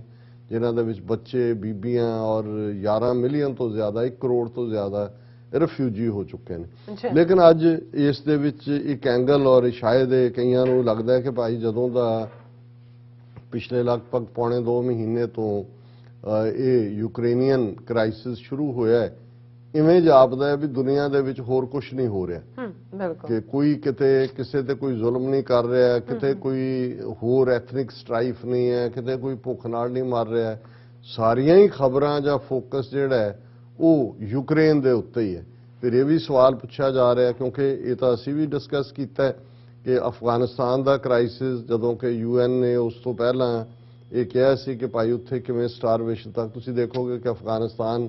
ਖਬਰਾਂ 'ਚੋਂ ਗਾਇਬ ਹੋ ਗਿਆ। ਲੇਕਿਨ ਇਹਦਾ ਮੈਨੂੰ ਵੀ ਨਹੀਂ ਸੀ ਪਤਾ ਕਿ ਇਥੋਪੀਆ ਦੇ ਵਿੱਚ ਕਿਸ ਲੈਵਲ ਦੇ ਉੱਤੇ ਜਿਹਦੇ 'ਚ ਇਥੋਪੀਅਨ ਹਕੂਮਤ, ਐਰੀਟੋਰੀਆ ਦੀ ਹਕੂਮਤ ਜ਼ਿੰਮੇਵਾਰ ਹੈ। ਹਜ਼ਾਰਾਂ ਲੋਕ ਟ੍ਰੈਪਡ ਨੇ ਔਰ ਉਹ ਭੁੱਖ ਨਾਲ ਮਰ ਰਹੇ ਨੇ, ਔਰ ਉਹ ਬਿਲਕੁਲ, ਕਿਉਂਕਿ ਖਬਰਾਂ ਹੀ ਨਹੀਂ ਨੇ, ਅਲਟੀਮੇਟਲੀ ਸਾਧਨ ਤਾਂ ਖਬਰਾਂ ਹੀ ਹੁੰਦਾ ਹੈ। ਔਰ ਇਹ ਬੜੀ strong statement world Health organisation, ਜਦੋਂ ਅਸੀਂ ਯੂਨਾਈਟਿਡ ਨੇਸ਼ਨਸ ਦੀਆਂ ਦੇਖਦੇ ਹਾਂ ਉਹਨਾਂ ਦੇ ਜਿਹੜੀ ਅਹੁਦੇਦਾਰੀਆਂ ਦਾ ਪ੍ਰੋਟੋਕਾਲ ਹੈ, ਜ਼ਾਹਰ ਹੈ ਸਭ ਤੋਂ ਪਾਵਰਫੁਲ ਤਾਂ ਸੈਕਟਰੀ ਜਨਰਲ ਹੈ ਜਿਹੜੇ ਮਿਸਟਰ ਐਂਟੋਨੀਓ ਗੁਟਰਸ ਨੇ। ਦੂਸਰਾ, ਕਿਉਂਕਿ ਕੋਵਿਡ ਦੇ ਚੱਲਦੇ ਆ, ਜਿਵੇਂ ਦੁਨੀਆ ਭਰ ਦੇ ਵਿੱਚ ਕੋਵਿਡ-19 ਨੇ ਇੰਪੈਕਟ ਕੀਤਾ ਔਰ ਚਾਈਨਾ ਦੇ ਉੱਤੇ ਆਇਆ ਵੂਹਾਨ ਵਾਇਰਸ, ਔਰ ਫਿਰ ਦੂਜਾ ਇਹਨਾਂ ਪੂਅਰ ਕੰਟਰੀਜ਼ ਤੱਕ ਵੈਕਸੀਨ ਕਿਵੇਂ ਪਹੁੰਚੇ। ਔਰ ਦੂਸਰਾ ਅਦਾਰਾ ਯੂਨਾਈਟਿਡ ਨੇਸ਼ਨਸ ਦਾ ਸਭ ਤੋਂ ਅਹਿਮੀਅਤ ਦੇ ਨਾਲ ਉੱਭਰਿਆ, ਉਹ ਵਰਲਡ ਹੈਲਥ ਆਰਗੇਨਾਈਜੇਸ਼ਨ। ਔਰ ਜ਼ਾਹਰ ਹੈ ਕਿ ਟਰੰਪ ਈਰਾ ਦੇ ਵਿੱਚ ਉਹਨੇ ਸਪੋਰਟ ਵੀ ਬੰਦ ਕਰਤੀ, ਟਰੰਪ ਨੇ ਵਿਦਡਰਾ ਕਰ ਲਿਆ, ਕਿਉਂਕਿ ਪ੍ਰੈਸ਼ਰ ਸੀ WHO ਤੇ ਕਿ ਉਹ ਚਾਈਨਾ ਨੂੰ ਰਿਸਪੌਂਸਿਬਲ ਦੱਸੇ ਇਸ ਕੋਵਿਡ-19 ਦੇ ਲਈ, ਜਿਹੜਾ ਕਿ ਉਹਨਾਂ ਨੇ ਨਹੀਂ ਦੱਸਿਆ। ਉਹਨਾਂ ਨੇ ਕਿਹਾ ਜੀ ਇਨਵੈਸਟੀਗੇਸ਼ਨ ਹੋਏ। ਹੁਣ ਉਸ WHO ਦੇ ਚੀਫ ਨੇ ਮਿਸਟਰ ਟੈਡਰੋਸ ਗੈਬਰੀਅਸਸ ਉਹਨਾਂ ਦਾ ਨਾਮ ਹੈ, ਔਰ ਉਹਨਾਂ ਦਾ ਮੂਲ ਤੌਰ ਦੇ ਉੱਤੇ ਕਿਸੇ ਵੇਲੇ ਇਹ ਇਥੋਪੀਆ ਦੇ ਹੈਲਥ ਮਿਨਿਸਟਰ ਵੀ ਸੀ। ਸੋ ਜ਼ਾਹਰ ਹੈ ਕਿ ਇਹ ਇਥੋਪੀਅਨ ਓਰੀਜਨ ਦੇ ਨੇ, ਔਰ ਇਥੋਪੀਆ ਦੇ ਵਿੱਚ ਵੀ ਅੱਗੇ ਜਿਹੜਾ ਇੱਕ ਹੋਰ ਹਿੱਸਾ ਬਣਦਾ ਹੈ, ਉਸ ਨਾਲ ਟਿਕਰੀ ਨਾਲ ਇਹਨਾਂ ਦਾ ਤਾਲੁਕ ਹੈ। ਹੁਣ WHO ਚੀਫ ਨੇ ਜਿਹੜੀ ਅੱਜ ਸਟੇਟਮੈਂਟ ਮਿਸਟਰ ਟੈਡਰੋਸ, ਮੈਂ ਫਸਟ ਨੇਮ ਹੀ ਉਹਨਾਂ ਦਾ ਲਵਾਂਗਾ, ਮਿਸਟਰ ਟੈਡਰੋਸ ਨੇ ਦਿੱਤੀ, ਉਹ ਬੜੀ ਹਿਲਾ ਦੇਣ ਵਾਲੀ ਹੈ। ਔਰ ਇਹ ਗੱਲ ਜਦੋਂ ਆਮ ਲੋਕ ਇਹ ਕਹਿੰਦੇ ਨੇ, ਆਮ ਤਾਂ ਡਿਸਕਸ਼ਨ 'ਚ ਰਿਹਾ ਕਿ ਭਾਈ ਜਦੋਂ ਅਮਰੀਕਾ ਨੇ ਜੋ ਕੁਝ ਜਾ ਕੇ ਸੀਰੀਆ ਦੇ ਵਿੱਚ, ਇਰਾਕ ਦੇ ਵਿੱਚ ਕੀਤਾ, ਜਾਂ ਜੋ ਸੀਰੀਅਨ ਬੰਬਿੰਗ ਦੇ ਵਿੱਚ ਹੋਏ, ਕਿੰਨੇ ਮਿਲੀਅਨ ਉਦੋਂ ਬੇਘਰ ਹੋਏ, ਅਫਗਾਨਿਸਤਾਨ ਦੇ ਵਿੱਚ ਕਿੰਨੀ ਵੱਡੀ ਗਿਣਤੀ ਦੇ ਵਿੱਚ ਰਿਫਿਊਜੀ ਬਣਾਏ ਗਏ, ਲੀਬੀਆ ਦੇ ਵਿੱਚ ਕੀ ਕੀਤਾ, ਕਿ ਵੀ ਉਦੋਂ ਤਾਂ ਦੁਨੀਆ ਨਾ ਪਰੇਸ਼ਾਨ ਹੁੰਦੀ ਹੈ, ਨਾ ਖਬਰਾਂ ਹੁੰਦੀਆਂ ਨੇ, ਨਾ ਕੋਈ ਜੈਨੋਸਾਈਡ ਦੀ ਗੱਲ ਹੁੰਦੀ ਹੈ, ਨਾ ਕੋਈ ਅਦਰਵਾਈਜ਼ ਹੁੰਦਾ ਹੈ। ਕਿ ਯੂਕਰੇਨ ਦਾ ਮੁੱਦਾ ਇਸ ਲਈ ਤੇ ਨਹੀਂ ਇਸ ਨੂੰ ਹਾਈਲਾਈਟ ਕੀਤਾ ਜਾ ਰਿਹਾ ਕਿ ਮਰਨ ਵਾਲੇ ਗੋਰੇ ਨੇ ਔਰ ਬਾਕੀ ਜਿਹੜੇ ਨੇ ਉਹ ਕਾਲੇ ਹੋਣ, ਭੂਰੇ ਹੋਣ, ਪੀਲੇ ਹੋਣ, ਉਹਨਾਂ ਦੀ ਕੋਈ ਕੀਮਤ ਹੀ ਨਹੀਂ ਹੈ। ਔਰ ਇਹ ਗੱਲ ਹੁਣ WHO ਚੀਫ ਮਿਸਟਰ ਟੈਡਰੋਸ ਨੇ ਕਹੀ ਹੈ, ਔਰ ਉਹਨਾਂ ਦਾ ਹੈਡਿੰਗ ਹੀ ਜਿਹੜੀ ਅੱਜ ਮੇਨ ਐਸੋਸੀਏਟਡ ਪ੍ਰੈਸ ਔਰ ਰਾਇਟਰ, ਉਹਨਾਂ ਸਾਰਿਆਂ ਦੀਆਂ ਹੀ ਖਬਰਾਂ ਨੇ, focus on Ukraine shows bias against black lives. WHO chief ਕਿ ਭਾਈ ਇਕੱਲਾ ਯੂਕਰੇਨ ਤੇ ਫੋਕਸ ਇਹ ਦੱਸ ਰਿਹਾ ਹੈ ਕਿ ਵੀ ਤੁਹਾਡੇ ਅੰਦਰ ਬਾਇਜ਼ ਹੈ, ਤੁਹਾਨੂੰ ਕਾਲਿਆਂ ਦੀ ਜ਼ਿੰਦਗੀ ਜਿਹੜੀ ਹੈ ਉਹ ਜ਼ਿੰਦਗੀ ਨਹੀਂ ਲੱਗਦੀ, ਉਹਨਾਂ ਦੀਆਂ ਉਹ ਜਿਹੜਾ ਉਹਨਾਂ ਦੇ I need to be blunt and honest that the world is not treating the human race the same way. ਹੁਣ ਇੱਕ ਪਾਸੇ ਤਾਂ UN ਦਾ ਚਾਰਟਰ ਹੋਏ ਜਾਂ ਦੁਨੀਆ ਦੇ ਇੰਟਰਨੈਸ਼ਨਲ ਲਾਅ ਹੋਏ ਤਾਂ ਇਹੀ ਹੈ ਨਾ ਜੋ 10ਵੇਂ ਪਾਤਸ਼ਾਹ ਦਾ ਫਰਮਾਨ ਸੀ ਕਿ ਕੰਸੀਡਰ ਯੀ ਹਿਊਮਨ ਰੇਸ ਐਜ਼ ਵਨ, ਮਾਨਸ ਕੀ ਜਾਤ ਸਭ ਹੈ ਇੱਕ ਹੈ ਪਹਿਚਾਨ ਬੋ। ਪਰ ਇਹ ਮਿਸਟਰ ਟੈਡਰੋਸ WHO ਚੀਫ ਕਹਿ ਰਹੇ ਨੇ ਕਿ ਇਸ ਤਰ੍ਹਾਂ ਲੱਗਦਾ ਹੈ ਕਿ ਇਹ ਦੁਨੀਆ ਹਿਊਮਨ ਰੇਸ ਨੂੰ ਇੱਕ ਨਿਗਾਹ ਨਾਲ ਨਹੀਂ ਦੇਖਦੀ ਜਾਂ ਇੱਕ ਪੈਮਾਨਾ ਨਹੀਂ ਹੈ। ਫਿਰ ਉਹਨਾਂ ਨੇ ਕਿਹਾ ਕਿ ਉਹਨਾਂ ਦਾ head of World Health Organization head slammed the global community, ਸਾਰੀ ਦੁਨੀਆ ਨੂੰ ਹੀ ਉਹਨਾਂ ਨੇ ਝਾੜ ਪਾਈ ਹੈ for its focus on the war in Ukraine, arguing that crises elsewhere, including in his home country of Ethiopia, are not being given equal consideration, possibly because those suffering are not white. उन्होंने कहा बाकी दुनिया के सारे crisis खत्म हो गए कि उन्होंने वाल ध्यान ही नहीं, और उन्होंने खास तौर पर अपनी इथोपिया का जिक्र करते हैं क्या कि भी किते इसलिए तो नहीं भी जो बाकी सफर कर रहे हैं वो गोरे नहीं है, उन्होंने चमड़ी चिट्टी नहीं है। बिल्कुल। फिर उन्होंने क्या ਉਹਨਾਂ ਦੇ ਮੈਂ ਲਫ਼ਜ਼ ਜਿਹੜੇ ਨੇ ਮਿਸਟਰ ਟੈਡਰੋਸ ਤੇ ਰਿਪੀਟ ਕਰ ਰਹੇ,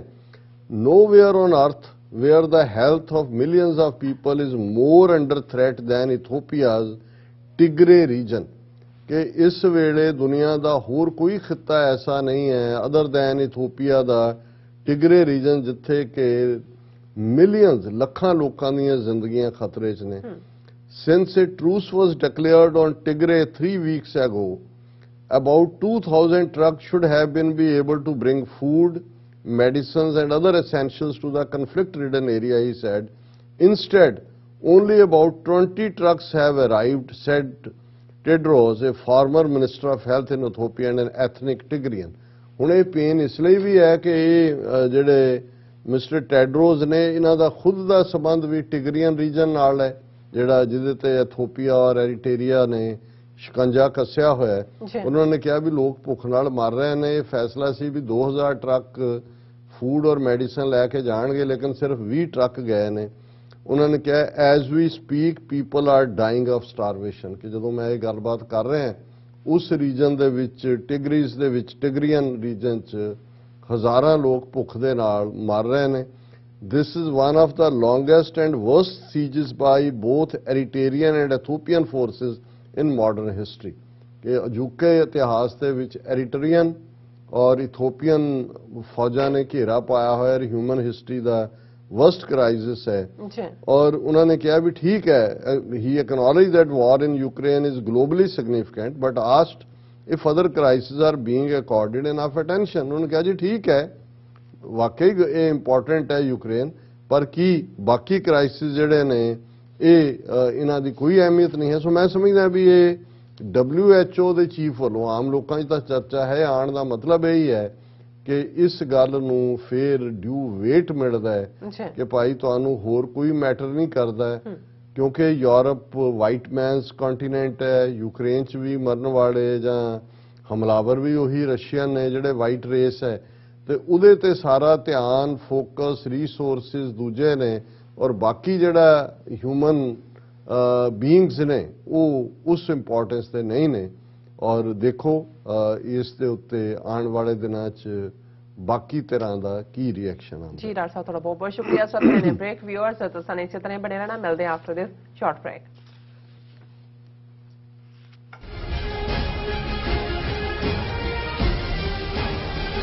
ਬਾਬਿਆਂ ਦੇ ਮਹਾਨ ਇਤਿਹਾਸਕ ਸਥਾਨ ਗੁਰਦੁਆਰਾ ਸਾਹਿਬ ਸਟਾਕਟਨ ਕੈਲੀਫੋਰਨੀਆ ਵਿਖੇ ਖਾਲਸਾ ਸਾਜਣਾ ਦਿਵਸ ਮੌਕੇ 23ਵਾਂ ਮਹਾਨ ਨਗਰ ਕੀਰਤਨ 17 ਅਪ੍ਰੈਲ 2022 ਦਿਨ ਐਤਵਾਰ ਨੂੰ ਕੱਢਿਆ ਜਾ ਰਿਹਾ ਹੈ। 4 ਅਪ੍ਰੈਲ ਤੋਂ 17 ਅਪ੍ਰੈਲ ਤੱਕ ਰੋਜ਼ਾਨਾ ਸ਼ਾਮ ਨੂੰ ਕੀਰਤਨ ਅਤੇ ਕਥਾ ਦੇ ਵਿਸ਼ੇਸ਼ ਦੀਵਾਨ ਗੁਰੂ ਘਰ ਵਿਖੇ ਸਜਾਏ ਜਾ ਰਹੇ ਹਨ। ਪੰਥ ਦੇ ਨਾਮਵਰ ਕੀਰਤਨੀਏ ਸਿੰਘ, ਕਥਾਵਾਚਕ ਅਤੇ ਪੋਲੀਟੀਕਲ ਐਕਟਿਵਿਸਟ ਇਨ੍ਹਾਂ ਸਮਾਗਮਾਂ ਵਿੱਚ ਸ਼ਿਰਕਤ ਕਰ ਰਹੇ ਹਨ। 16 ਅਤੇ 17 ਅਪ੍ਰੈਲ ਦੇ ਵਿਸ਼ੇਸ਼ ਦੀਵਾਨਾਂ ਵਿੱਚ ਅਮਰੀਕਾ ਅਤੇ ਭਾਰਤ ਵਿੱਚ ਕੌਮੀ ਹਾਲਾਤਾਂ ਸੰਬੰਧੀ ਸੰਗਤਾਂ ਨਾਲ ਵਿਚਾਰਾਂ ਦੀ ਸਾਂਝ ਪਾਈ ਜਾਵੇਗੀ। ਗੁਰਦੁਆਰਾ ਸਾਹਿਬ ਸਟਾਕਟਨ ਦੀ ਪ੍ਰਬੰਧਕ ਕਮੇਟੀ ਵੱਲੋਂ ਸਮੂਹ ਸੰਗਤਾਂ ਨੂੰ 23ਵੇਂ ਮਹਾਨ ਨਗਰ ਕੀਰਤਨ ਵਿੱਚ ਸ਼ਮੂਲੀਅਤ ਕਰਨ ਦੀ ਬੇਨਤੀ ਕੀਤੀ ਜਾਂਦੀ ਹੈ। ਵਧੇਰੇ ਜਾਣਕਾਰੀ ਲਈ ਤੁਸੀਂ ਹੇਠ ਦਿੱਤੇ ਨੰਬਰਾਂ ਤੇ ਸੰਪਰਕ ਕਰ ਸਕਦੇ ਹੋ।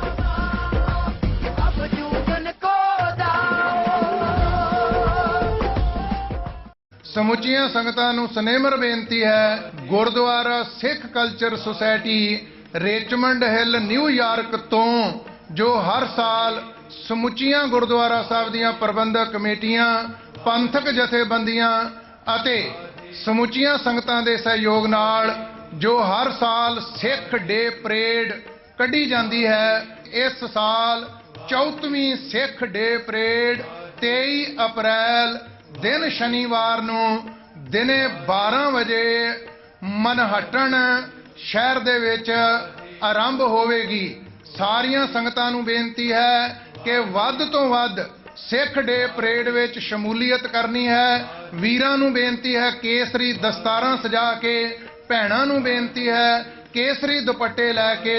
ਇਸ ਸਿੱਖ ਡੇ ਪਰੇਡ ਦੇ ਵਿੱਚ ਸ਼ਾਮਲ ਹੋਣਾ ਹੈ। ਸਤਿਗੁਰੂ ਸੱਚੇ ਪਾਤਸ਼ਾਹ ਜੀ ਦੀਆਂ ਖੁਸ਼ੀਆਂ ਪ੍ਰਾਪਤ ਕਰਨੀਆਂ। ਸਾਰੇ ਹੀ ਟਰਾਈ ਸਟੇਟ ਦੇ ਗੁਰਦੁਆਰਾ ਸਾਹਿਬਾਨਾਂ ਤੋਂ ਸਵੇਰੇ 9 ਵਜੇ ਉਸ ਦਿਨ ਬੱਸਾਂ ਚੱਲਣਗੀਆਂ। ਪਰਿਵਾਰਾਂ ਬੱਚਿਆਂ ਸਮੇਤ ਹਾਜ਼ਰੀਆਂ ਭਰ ਕੇ ਸਤਿਗੁਰੂ ਸੱਚੇ ਪਾਤਸ਼ਾਹ ਜੀ ਦੀਆਂ ਖੁਸ਼ੀਆਂ ਪ੍ਰਾਪਤ ਕਰੋ ਜੀ। ਵਾਹਿਗੁਰੂ ਜੀ ਕਾ ਖਾਲਸਾ, ਵਾਹਿਗੁਰੂ ਜੀ ਕੀ ਫਤਿਹ।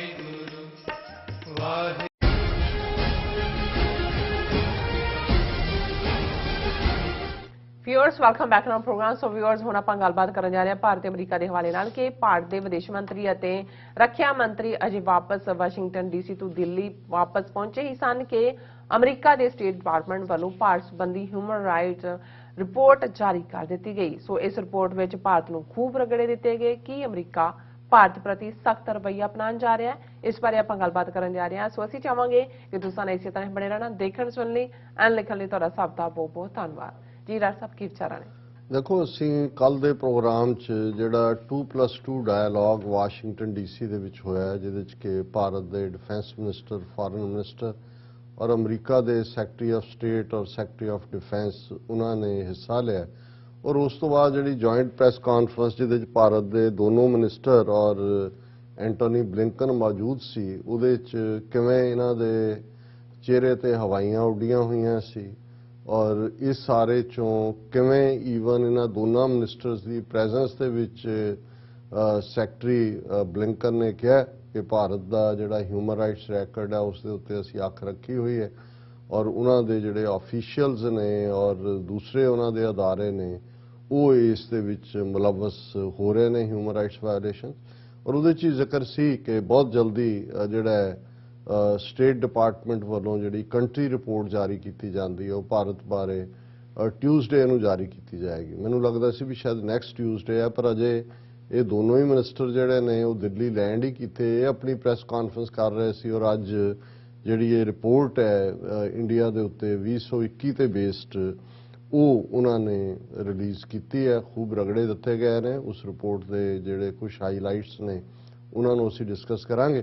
ਪਰ ਇਸ ਤੋਂ ਪਹਿਲਾਂ ਕਿ ਉਹਨਾਂ ਦਾ ਇਹ 2+2 ਦਾ ਡਾਇਲੌਗ ਦੀ ਫੇਲਿਅਰ ਯੂਕਰੇਨ ਦੇ ਮੁੱਦੇ ਦੇ ਉੱਤੇ ਹੀ ਨਹੀਂ, ਇਕੱਲਾ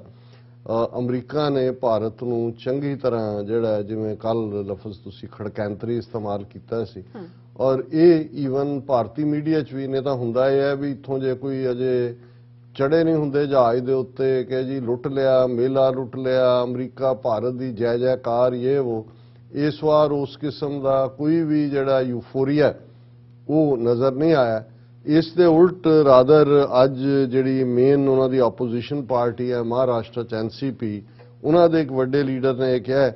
Rajnath Jaishankar should have negated Blinken's human rights abuse in India remark. ਉਹਨਾਂ ਨੇ ਕਿਹਾ ਵੀ ਜਦੋਂ ਬਲਿੰਕਨ ਪ੍ਰੈਸ ਕਾਨਫਰੰਸ ਦੇ ਵਿੱਚ ਇੰਡੀਆ ਨੂੰ ਬਲਾਸਟ ਕਰ ਰਿਹਾ ਸੀ ਕਿ ਉਹਨਾਂ ਨੇ ਕੀਤਾ ਤੇ ਇਹ ਦੋਨੋਂ ਜਿਹੜੇ ਨੇ ਇਹ ਮੌਨ ਬਣ ਕੇ ਚੁੱਪ ਕਰਕੇ ਜਿਹੜਾ ਉਹ ਕਿਉਂ ਬੈਠੇ ਰਹੇ, ਇਹਨਾਂ ਨੇ ਫੌਰਨ ਉਸ ਦੇ ਉੱਤੇ ਕੋਈ ਟਿੱਪਣੀ ਕਿਉਂ ਨਹੀਂ ਕੀਤੀ। ਸੋ ਸਾਡਾ ਜਿਹੜਾ ਜਿਹਨੂੰ ਅਸੀਂ ਕਿਹਾ ਸੀ ਕਿ ਬਈ ਬਾਡੀ ਲੈਂਗੁਏਜ ਆਪਣੇ ਆਪ ਦੇ ਵਿੱਚ ਦੱਸ ਰਹੀ ਹੁੰਦੀ ਹੈ ਕਿ ਭਾਈ ਹੋ ਕੀ ਰਿਹਾ ਤੁਹਾਡੇ ਨਾਲ, ਈਵਨ ਇਸ ਮੁੱਦੇ ਨੂੰ ਭਾਰਤ ਦੀ ਆਪੋਜੀਸ਼ਨ ਨੇ ਵੀ ਇਹ ਭਾਂਪ ਲਿਆ ਕਿ ਵੀ ਇਹ ਹੁਣ ਅਮਰੀਕਾ ਦੀਆਂ ਅੱਖਾਂ ਫਿਰੀਆਂ ਹੋਈਆਂ ਨੇ ਕਿਉਂਕਿ ਜ਼ਾਹਰ ਹੈ ਕਿ ਬਾਈਡਨ ਇਹ ਸਾਰੇ ਯੂਕਰੇਨ ਦੇ ਮੁੱਦੇ ਨੂੰ ਇਵੇਂ ਲੜ ਰਿਹਾ ਲੈ ਕੇ ਜਿਵੇਂ ਉਹਦੀ ਪਰਸਨਲ ਲੜਾਈ ਹੋਈ। ਸੋ ਜਿਵੇਂ ਕੁਝ ਚੀਜ਼ਾਂ ਟਰੰਪ ਐਡਮਿਨਿਸਟ੍ਰੇਸ਼ਨ ਦੇ ਵੇਲੇ ਟਰੰਪ ਦੇ ਲਈ ਉਹ ਪਰਸਨਲ ਕਾਈਂਡ ਆਫ ਸੀ ਕਿਉਂਕਿ ਉਸ ਦੇ ਉੱਤੇ ਤੁਸੀਂ ਆਪਣਾ ਸਾਰਾ ਕੈਂਪੇਨ ਖੜਾ ਕੀਤਾ ਹੋਇਆ ਸੀ, ਇਸ ਲਈ ਉਹ ਇਮੀਗ੍ਰੇਸ਼ਨ ਪਾਲਿਸੀ ਹੋਏ, ਕੰਧ ਬਣਾਣੀ ਹੋਏ ਮੈਕਸੀਕੋ ਦੇ ਨਾਲ ਜਾਂ ਦੂਜੇ ਇਵੇਂ ਹੀ ਸੀ ਜਿਵੇਂ ਉਹਨੇ ਘਰ ਦੇ ਗਵਾਂਢੀ ਦੇ ਨਾਲ ਝਗੜਾ ਉਹਦਾ ਤੇ ਉਹਨੇ ਗਵਾਂਢੀ ਦੇ ਬਰਾਬਰ ਕੰਧ ਬਣਾ ਕੇ ਹੀ ਹਟਣਾ ਜਿਵੇਂ ਉਹਨੇ ਮੈਕਸੀਕੋ ਔਰ ਕਿਵੇਂ ਉਹ ਮੈਕਸੀਕਨਸ ਨੂੰ ਕ੍ਰਿਮੀਨਲ ਔਰ ਰੇਪਿਸਟ ਔਰ ਇਹ ਉਹ ਲਫ਼ਜ਼ਾਂ ਦੇ ਨਾਲ ਇਸਤੇਮਾਲ ਜਿਹੜਾ ਸੰਬੋਧਨ ਕਰਦਾ ਸੀ। ਸੋ ਇਸੇ ਅੰਦਾਜ਼ ਦੇ ਵਿੱਚ ਯੂਕਰੇਨ ਬਾਈਡਨ ਦਾ ਜਿਹੜਾ ਹੈ ਉਹ ਕਿਉਂਕਿ ਚਾਈਨਾ ਵੀ ਬੈਕ ਬਰਨਰ ਤੇ ਚਲਾ ਗਿਆ ਹੈ ਬਿਲਕੁਲ ਰਸ਼ੀਆ ਨੂੰ ਪੁਤਿਨ ਨੂੰ ਔਰ ਵਾਰ ਕ੍ਰਿਮੀਨਲ ਔਰ ਜੈਨੋਸਾਈਡ ਤੱਕ ਗੱਲ ਪਹੁੰਚ ਗਈ ਤੇ ਇੰਡੀਆ ਜੇ ਹੁਣ ਇਹ ਕਹੇ ਕਿ ਜੀ ਨਹੀਂ ਅਸੀਂ ਇਸ ਦੇ ਵਿੱਚ ਨਿਊਟਰਲ ਹੈ ਤੇ ਫਿਰ ਇਹ ਜਿਹਨੂੰ ਇਹਨਾਂ ਦੀ ਐਕਸਪ੍ਰੈਸ਼ਨ ਹੀ ਕਹਿੰਦੀ ਹੈ ਕਿ ਵੀ you can't have the cake and eat it too ਕਿ ਵੀ ਇਹ ਨਹੀਂ ਹੈ ਕਿ ਵੀ ਤੁਸੀਂ ਜਿਹੜਾ ਉਹ ਸਾਡੇ ਚ ਕਹਿਣਗੇ ਕਿ ਲੈ ਇਹ ਮੰਗਦਾ ਵੀ ਦੋ ਹੈ ਤੇ ਮੰਗਦਾ ਵੀ ਚੋਪੜੀਆਂ ਔਰ ਜੇ ਤੁਸੀਂ ਚੋਪੜੀਆਂ ਖਾਣੀਆਂ ਨੇ ਫਿਰ ਤੁਹਾਨੂੰ ਚੋਪੜੀਆਂ ਵਾਲੀ ਕਰਤੂਤ ਦਿਖਾਣੀ ਪਏਗੀ ਕਿ ਵੀ ਤੁਸੀਂ ਚੋਪੜੀਆਂ ਦੇ ਹੱਕਦਾਰ ਹੋ। ਸੋ ਇਸ ਸਭ ਦੇ ਚੱਲਦਿਆਂ ਜਿਹੜਾ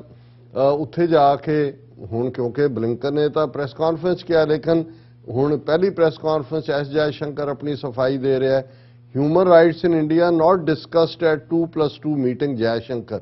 ਉਹਨਾਂ ਨੇ ਕਿਹਾ ਕਿ ਵੀ ਇਹ ਸਾਡੇ ਜਦੋਂ ਅਸੀਂ 2+2 ਮੀਟਿੰਗ ਕੀਤੀ ਉਹਦੇ 'ਚ ਤਾਂ ਹਿਊਮਨ ਰਾਈਟ ਦਾ ਇਸ਼ੂ ਆਇਆ ਹੀ ਨਹੀਂ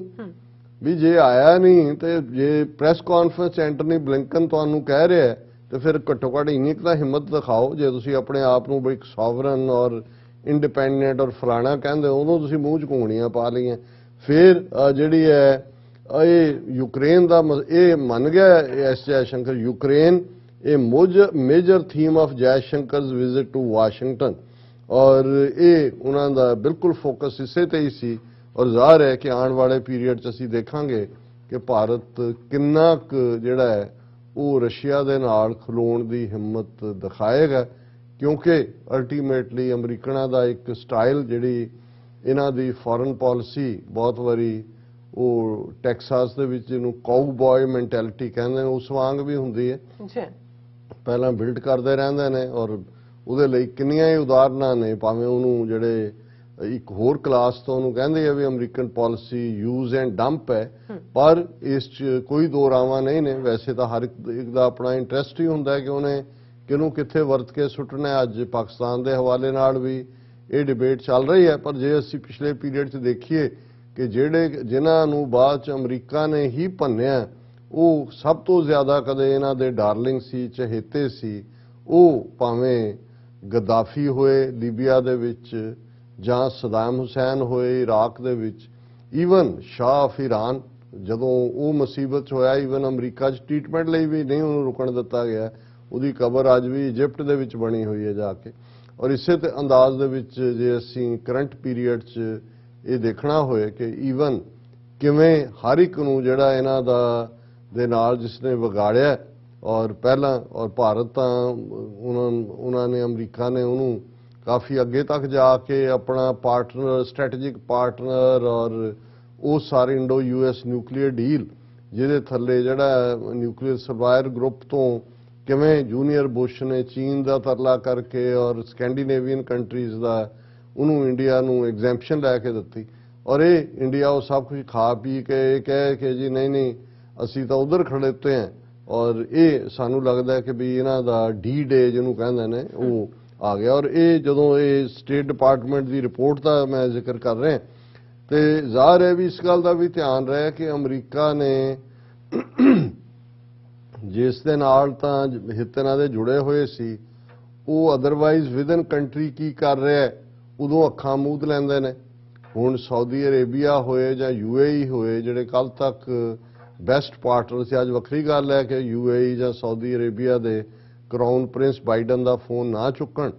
ਲੇਕਿਨ ਉੱਥੇ ਕਿਹੜੇ ਹਿਊਮਨ ਰਾਈਟਸ ਆ ਦੂਸਰਿਆਂ ਦੇ ਉੱਤੇ ਜਿਹੜਾ ਅਮਰੀਕਾ ਨੇ ਕਦੇ ਖੁੱਲ ਕੇ ਸਾਊਦੀ ਅਰੇਬੀਆ ਤੇ ਸੈਂਕਸ਼ਨਸ ਲਾਈਆਂ ਜਾਂ ਪਾਬੰਦੀਆਂ ਲਾਈਆਂ। ਸੋ ਜਿਹਨੂੰ ਇਹਨਾਂ ਨੇ ਕੁੱਟਣਾ ਹੁੰਦਾ ਉਦੋਂ ਇਹ ਫਿਰ ਹਿਊਮਨ ਰਾਈਟਸ ਦੇ ਇਸ਼ੂ ਨੂੰ ਪੂਰੀ ਤਰ੍ਹਾਂ ਉਭਾਰਦੇ ਨੇ। ਉਹ ਕਿਊਬਾ ਹੋਏ ਉਹ ਲੀਬੀਆ ਹੋਏ ਉਹ ਈਰਾਨ ਹੋਏ ਔਰ ਇਸ ਤਰ੍ਹਾਂ ਲੱਗਦਾ ਹੈ ਕਿਉਂਕਿ ਬਲਿੰਕਨ ਦਾ ਦੋਨਾਂ ਮਿਨਿਸਟਰਸ ਦੀ ਪ੍ਰੈਜ਼ੈਂਸ 'ਚ ਕਹਿਣਾ ਔਰ ਇੱਕਦਮ ਬਾਅਦ ਜਿਹੜੀ ਹੈ ਸਟੇਟ ਡਿਪਾਰਟਮੈਂਟ ਦੀ ਰਿਪੋਰਟ ਆ ਜਾਣਾ ਜੇ ਤੁਸੀਂ ਟਾਈਮਿੰਗ ਦੇਖੋਗੇ ਤੇ ਭਾਰਤ ਨੂੰ ਉਹਨਾਂ ਨੇ ਸ਼ੀਸ਼ਾ ਦਿਖਾ ਦਿੱਤਾ ਹੈ ਕਿ ਭਾਈ ਤੁਹਾਡੇ ਖਿਲਾਫ ਕਾਰਵਾਈ ਦੇ ਲਈ ਸਾਡੇ ਕੋਲ ਇਨਫ ਮਟੀਰੀਅਲ ਹੈ। ਹੁਣ ਅਸੀਂ ਇਸ ਰਿਪੋਰਟ ਦਾ ਜ਼ਿਕਰ ਕਰਦੇ ਹਾਂ ਔਰ ਉਹਨਾਂ ਦੇ ਭਾਰਤ ਦੇ ਆਪਣੇ ਮੀਡੀਆ ਨੇ ਇਸ ਰਿਪੋਰਟ ਦੇ ਹਵਾਲੇ ਨਾਲ ਖਾਸ ਤੌਰ ਤੇ ਦਾ ਹਿੰਦੂ ਅਖਬਾਰ ਨੇ ਜਿਹੜਾ ਟਾਈਟਲ ਦਿੱਤਾ ਹੈ US State Department's Human Rights Report on India flags curbs on free speech civil society ਕਿ ਭਾਈ ਆਜ਼ਾਦਾਨਾ ਐਕਸਪ੍ਰੈਸ਼ਨ ਔਰ ਸਿਵਲ ਸੁਸਾਇਟੀ ਦਾ ਕਿਵੇਂ ਪਾਬੰਦੀਆਂ ਨੇ ਜੀ ਔਰ ਨਾਲ ਦੀ ਨਾਲ ਉਹਨਾਂ ਨੇ ਕਿਹਾ ਕਿ annual report notes lack of accountability for official misconduct persisted at all levels of government ਕਿ ਇਹ ਜਿਹੜਾ ਮਿਸਕੰਡਕਟ ਹੈ ਔਰ ਜਿਹੜੀ ਵਾਇਓਲੇਸ਼ਨ ਹੈ ਉਹ ਇੱਕ ਲੈਵਲ ਤੇ ਨਹੀਂ ਹੈ all forms of government ਹੈ ਔਰ ਇਹ report 2021 human rights report on India state department ਜਿਹੜੀ ਹੈ ਇਸ ਨੂੰ ਤਿਆਰ ਕਰਦਾ ਹੈ ਉਸ ਦੇ ਲਈ ਜਿਹੜੇ ਇਹਨਾਂ ਦੇ ਸਾਧਨ ਨੇ ਆਪਣੀ ਐਮਬੈਸੀ ਵੀ ਹਿਊਮਨ ਰਾਈਟਸ ਗਰੁੱਪਸ ਵੀ ਔਰ ਇਸ ਤੋਂ ਇਲਾਵਾ ਉਹਨਾਂ ਦੀਆਂ ਇੰਟੈਲੀਜੈਂਸ ਰਿਪੋਰਟਸ ਵੀ ਔਰ ਜ਼ਾਹਰ ਹੈ ਕਿ ਮੀਡੀਆ ਦੇ ਵਿੱਚ ਕੀ ਛਪਦਾ ਹੈ ਉਸ ਨੂੰ ਵੀ ਜਿਹੜਾ ਹੈ ਉਹ ਉਹਨਾਂ ਨੇ ਕਿਹਾ ਔਰ ਬਿਗਨਿੰਗ ਹੀ ਇਹ ਹੈ ਕਿ ਵੀ ਉਹਨਾਂ ਨੇ ਭਾਰਤ ਬਾਰੇ ਕਿਹਾ ਵੀ ਉੱਥੇ arbitrary arrest and detention extrajudicial killings violence against religious minorities curbs on free expressions and media including unjustified prosecution of journalists ਔਰ ਇਹ ਹੁਣ ਇਸ ਵਿੱਚ ਸਾਰੇ ਹੀ ਜਿਹੜੇ ਸ਼ੋਬੇ ਨੇ ਉਹਦੇ 'ਚ ਭਾਰਤ ਜਿਹੜਾ ਉਹ ਵਾਇਲੇਟ ਕਰ ਰਿਹਾ ਹੈ ਉਹ ਗੈਰ ਕਾਨੂੰਨੀ ਤਰੀਕੇ ਦੇ ਨਾਲ ਝੂਠੇ ਪੁਲਿਸ ਮੁਕਾਬਲੇ ਵੀ ਬਣਾ ਰਿਹਾ ਹੈ ਉਹ ਰਿਲੀਜੀਅਸ ਮਾਈਨੋਰਿਟੀਜ਼ ਮੁਸਲਮਾਨ ਈਸਾਈ ਸਿੱਖ ਉਹਨਾਂ ਦੇ ਖਿਲਾਫ ਵੀ ਜਿਹੜਾ ਹੈ ਉਹ ਜਿਹੜੀਆਂ ਨੇ ਹਰਕਤਾਂ ਹੋ ਰਹੀਆਂ ਨੇ ਫ੍ਰੀ ਐਕਸਪ੍ਰੈਸ਼ਨ ਮੀਡੀਆ ਜਰਨਲਿਸਟਾਂ ਨੂੰ ਵੀ ਕਿਵੇਂ ਝੂਠੇ ਕੇਸਾਂ 'ਚ ਫਸਾਇਆ ਜਾ ਰਿਹਾ ਔਰ ਜਿਹੜੀ ਹੈ ਜਰਨਲਿਸਟਾਂ ਨੂੰ ਦੇ ਨਾਲ ਈਵਨ NGOs ਨਾਲ ਦੇ ਨਾਲ ਉਹਨਾਂ ਨੇ ਕਿਹਾ ਕਿ overtly restrictive laws on funding of NGOs and civil society organisations and government harassment of domestic and international human rights organisation and noted a lack of accountability for official misconduct persisted at all levels of government contributing to widespread impunity ਕਿ ਭਾਈ ਉੱਥੇ ਜੋ ਮਰਜ਼ੀ ਕੋਈ ਕਰੇ ਜਦੋਂ ਤੱਕ ਉਹ ਜਿਹੜੇ ਸਫਰਰ ਨੇ ਉਹ ਘੱਟ ਗਿਣਤੀਆਂ ਨੇ ਜਾਂ ਉਹਨਾਂ ਨੂੰ ਕੋਈ ਜਵਾਬਦੇਹੀ ਨਹੀਂ ਕੀਤੀ ਜਾਂਦੀ ਔਰ ਫਿਰ ਜਿਹੜਾ ਉਹਨਾਂ ਨੇ ਔਰ ਇਹ ਰਿਪੋਰਟ ਵੀ Secretary of State Antony Blinken ਨੇ ਰਿਲੀਜ਼ ਕੀਤੀ ਹੈ ਔਰ ਉਹਨੇ ਇਹ US ਕਾਂਗਰਸ ਨੂੰ ਦਿੱਤੀ ਕਿਉਂਕਿ ਇਸ ਰਿਪੋਰਟ ਤੇ ਬੇਸ ਫਿਰ ਕਾਂਗਰਸ ਜਿਹੜੀ ਹੈ ਜੇ ਤੇ ਕੋਈ ਸੈਂਕਸ਼ਨਸ ਲਾਣੀਆਂ ਨੇ ਆਰਥਿਕ ਪਾਬੰਦੀਆਂ ਲਾਣੀਆਂ ਉਹਦੀ ਜਿਹੜੀ ਗਰਾਊਂਡ ਹੁੰਦੀ ਹੈ ਇਹ ਰਿਪੋਰਟ ਹੁੰਦੀ ਹੈ ਔਰ ਇਹ ਉਹਦੇ 'ਚ ਉਹਨਾਂ ਨੇ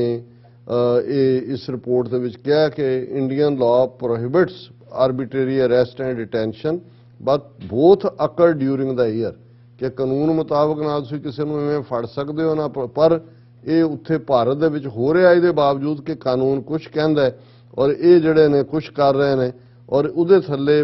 police using special security laws to postpone judicial reviews of arrest ਜਦੋਂ ਕਿਸੇ ਨੂੰ ਗ੍ਰਿਫਤਾਰ ਕੀਤਾ ਜਾਂਦਾ ਉਹ ਜਿਵੇਂ UAPA ਕਾਨੂੰਨ ਦਾ ਵੀ ਇਸ ਰਿਪੋਰਟ ਜ਼ਿਕਰ ਕੀਤਾ ਹੈ ਕਿ ਉਹਦਾ ਸਹਾਰਾ ਲੈ ਕੇ ਉਹ ਜਿਹੜੀ ਹੈ ਇਨਡੈਫੀਨਿਟ ਡਿਟੈਂਸ਼ਨ ਹੋ ਜਾਂਦੀ ਹੈ ਔਰ ਫਿਰ ਉਹਦੇ 'ਚ ਉਹਨਾਂ ਨੇ ਈਵਨ ਨਾ ਕੇਸ ਦਿੱਤੇ ਨੇ ਵੀ ਕਿਹਦੇ 'ਚ ਕੀ ਕੀਤਾ ਉਹਦੇ 'ਚ ਦਿਸ਼ਾ ਰਾਵੀ ਦਾ ਜ਼ਿਕਰ ਹੈ ਇਹ ਯਾਦ ਹੋਏਗਾ ਕਿ ਭਾਈ ਜਦੋਂ ਫਾਰਮਰ ਮੂਵਮੈਂਟ ਚੱਲ ਰਹੀ ਸੀ ਤੇ ਇਸ এনवायरमेंटलिस्ट ਬੱਚੀ ਨੂੰ ਕਰਨਾਟਕਾ ਤੋਂ ਲਿਆ ਕੇ ਦਿੱਲੀ 16 ਸਾਲ ਦੀ ਬੱਚੀ ਕਿਵੇਂ ਉਸ ਦੇ ਨਾਲ ਬਿਹੇਵ ਕੀਤਾ ਗਿਆ ਸੋ ਉਹਦਾ ਉਹਨਾਂ ਨੇ ਜ਼ਿਕਰ ਕੀਤਾ ਫਰਵਰੀ 2021 'ਚ ਫਿਰ ਇਸੇ ਤਰ੍ਹਾਂ ਹਿਊਮਨ ਰਾਈਟ ਐਕਟਿਵਿਸਟ ਹਿਡਮੇ ਮਾਰਕਮ ਔਰ ਤੇ ਜੰਮੂ ਕਸ਼ਮੀਰ ਦੀ ਚੀਫ ਮਿਨਿਸਟਰ ਮਹਿਬੂਬਾ ਮੁਫਤੀ ਜਿਹਨੂੰ ਬਾਰ-ਬਾਰ ਜਿਹੜਾ ਉਹ ਡਿਟੈਂਸ਼ਨ ਹਾਊਸ ਅਰੈਸਟ ਰੱਖਿਆ ਜਾ ਰਿਹਾ ਕੱਲ ਵੀ ਅਸੀਂ ਜ਼ਿਕਰ ਕੀਤਾ ਸੀ ਫਿਰ ਉਹਨਾਂ ਨੇ ਅਨਲਾਫੁਲ ਐਕਟੀਵਿਟੀਜ਼ ਪ੍ਰੀਵੈਂਸ਼ਨ ਐਕਟ UAPA ਦਾ ਹਵਾਲਾ ਦਿੰਦੇ ਆ ਕਿਹਾ ਕਿ ਇਹ ਜਿਹੜੀ ਹੈ ਇਹਦੇ ਥੱਲੇ ਕਿੰਨਿਆਂ ਨੂੰ ਹੀ ਸਿਟੀਜ਼ਨਸ ਨੂੰ ਡਿਟੇਨ ਕੀਤਾ ਜਾ ਰਿਹਾ ਭੀਮਾ ਕੋਰੇਗਾਂਵ ਕੇਸ ਜਿਹਦੇ 'ਚ ਕਿ 15 ਬੰਦਿਆਂ ਨੂੰ ਇਸ ਦੇ ਥੱਲੇ ਜਿਹੜਾ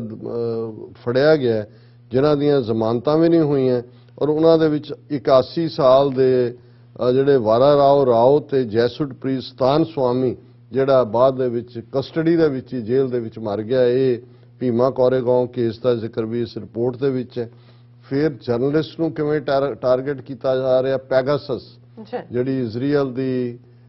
ਜਿਹੜੀ ਹੈ ਉਹਨਾਂ ਦੀ ਖੁਫੀਆ ਏਜੰਸੀ ਤੋਂ ਖਰੀਦਿਆ ਗਿਆ ਸਪਾਈਵੇਅਰ ਜਿਸ ਦੇ ਉੱਤੇ ਸੁਪਰੀਮ ਕੋਰਟ ਨੇ ਵੀ ਪਤਾ ਨਹੀਂ ਕਿੱਥੇ ਜਾਂਦੀਆਂ ਨੇ ਰਿਪੋਰਟਾਂ ਇਹਨਾਂ ਦੀਆਂ ਕਿਉਂਕਿ ਜਦੋਂ ਕਿਸੇ ਖਬਰ ਨੂੰ ਹੋਊ ਪਰੇ ਕਰਨਾ ਫਿਰ ਕਹਿ ਦਿਓ ਜੀ ਕਮੇਟੀ ਬਣਾਤੀ ਇਹ ਹੋਏਗਾ ਪਰ ਇਸ ਰਿਪੋਰਟ 'ਚ ਪੈਗਾਸਸ ਦਾ ਜ਼ਿਕਰ ਹੈ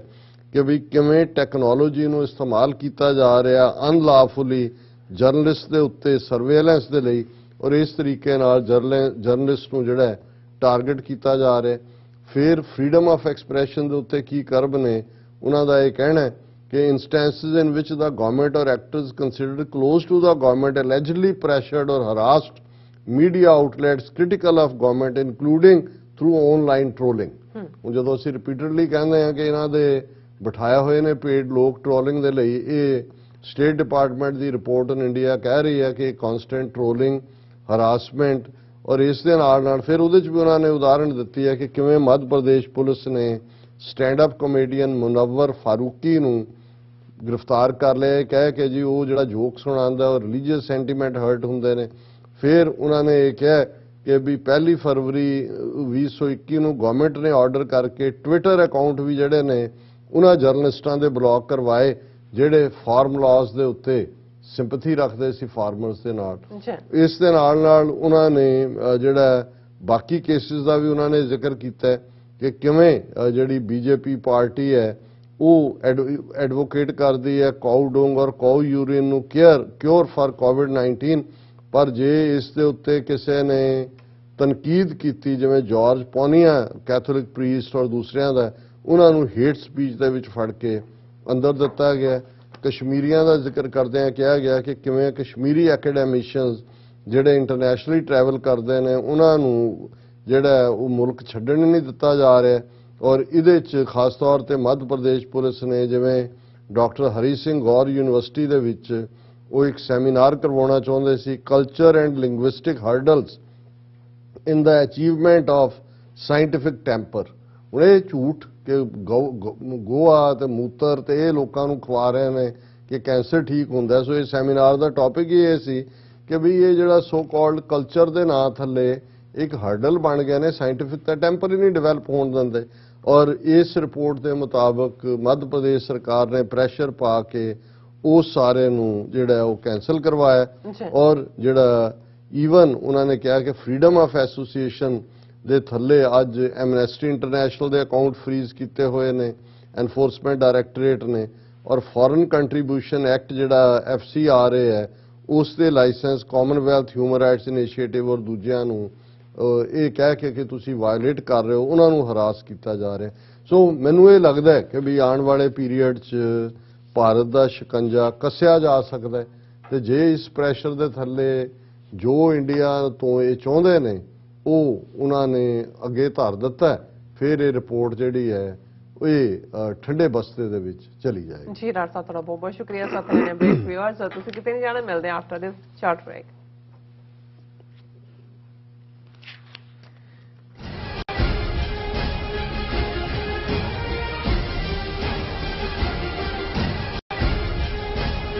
ਗਦਰੀ ਬਾਬਿਆਂ ਦੇ ਮਹਾਨ ਇਤਿਹਾਸਕ ਸਥਾਨ ਗੁਰਦੁਆਰਾ ਸਾਹਿਬ ਸਟਾਕਟਨ ਕੈਲੀਫੋਰਨੀਆ ਵਿਖੇ ਖਾਲਸਾ ਸਾਜਣਾ ਦਿਵਸ ਮੌਕੇ 23ਵਾਂ ਮਹਾਨ ਨਗਰ ਕੀਰਤਨ 17 ਅਪ੍ਰੈਲ 2022 ਦਿਨ ਐਤਵਾਰ ਨੂੰ ਕੱਢਿਆ ਜਾ ਰਿਹਾ ਹੈ। 4 ਅਪ੍ਰੈਲ ਤੋਂ 17 ਅਪ੍ਰੈਲ ਤੱਕ ਰੋਜ਼ਾਨਾ ਸ਼ਾਮ ਨੂੰ ਕੀਰਤਨ ਅਤੇ ਕਥਾ ਦੇ ਵਿਸ਼ੇਸ਼ ਦੀਵਾਨ ਗੁਰੂ ਘਰ ਵਿਖੇ ਸਜਾਏ ਜਾ ਰਹੇ ਹਨ। ਪੰਥ ਦੇ ਨਾਮਵਰ ਕੀਰਤਨੀਏ ਸਿੰਘ, ਕਥਾਵਾਚਕ ਅਤੇ ਪੋਲੀਟੀਕਲ ਐਕਟਿਵਿਸਟ ਇਨ੍ਹਾਂ ਸਮਾਗਮਾਂ ਵਿੱਚ ਸ਼ਿਰਕਤ ਕਰ ਰਹੇ ਹਨ। 16 ਅਤੇ 17 ਅਪ੍ਰੈਲ ਦੇ ਵਿਸ਼ੇਸ਼ ਦੀਵਾਨਾਂ ਵਿੱਚ ਅਮਰੀਕਾ ਅਤੇ ਭਾਰਤ ਵਿੱਚ ਕੌਮੀ ਹਾਲਾਤਾਂ ਸੰਬੰਧੀ ਸੰਗਤਾਂ ਨਾਲ ਵਿਚਾਰਾਂ ਦੀ ਸਾਂਝ ਪਾਈ ਜਾਵੇਗੀ। ਗੁਰਦੁਆਰਾ ਸਾਹਿਬ ਸਟਾਕਟਨ ਦੀ ਪ੍ਰਬੰਧਕ ਕਮੇਟੀ ਵੱਲੋਂ ਸਮੂਹ ਸੰਗਤਾਂ ਨੂੰ 23ਵੇਂ ਮਹਾਨ ਨਗਰ ਕੀਰਤਨ ਵਿੱਚ ਸ਼ਮੂਲੀਅਤ ਕਰਨ ਦੀ ਬੇਨਤੀ ਕੀਤੀ ਜਾਂਦੀ ਹੈ। ਵਧੇਰੇ ਜਾਣਕਾਰੀ ਲਈ ਤੁਸੀਂ ਹੇਠ ਦਿੱਤੇ ਨੰਬਰਾਂ ਤੇ ਸੰਪਰਕ ਕਰ ਸਕਦੇ ਹੋ।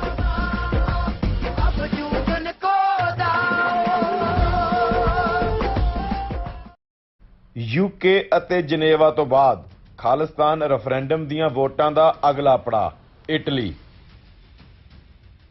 ਇਟਲੀ ਵਿੱਚ ਖਾਲਿਸਤਾਨ ਰੈਫਰੈਂਡਮ ਦੀਆਂ ਵੋਟਾਂ ਬ੍ਰੇਸ਼ੀਆ ਦੇ ਬ੍ਰਿਕਸੀਆ ਫੋਰਮ ਵਿੱਚ 8 ਮਈ ਦਿਨ ਐਤਵਾਰ ਨੂੰ ਪੈਣਗੀਆਂ।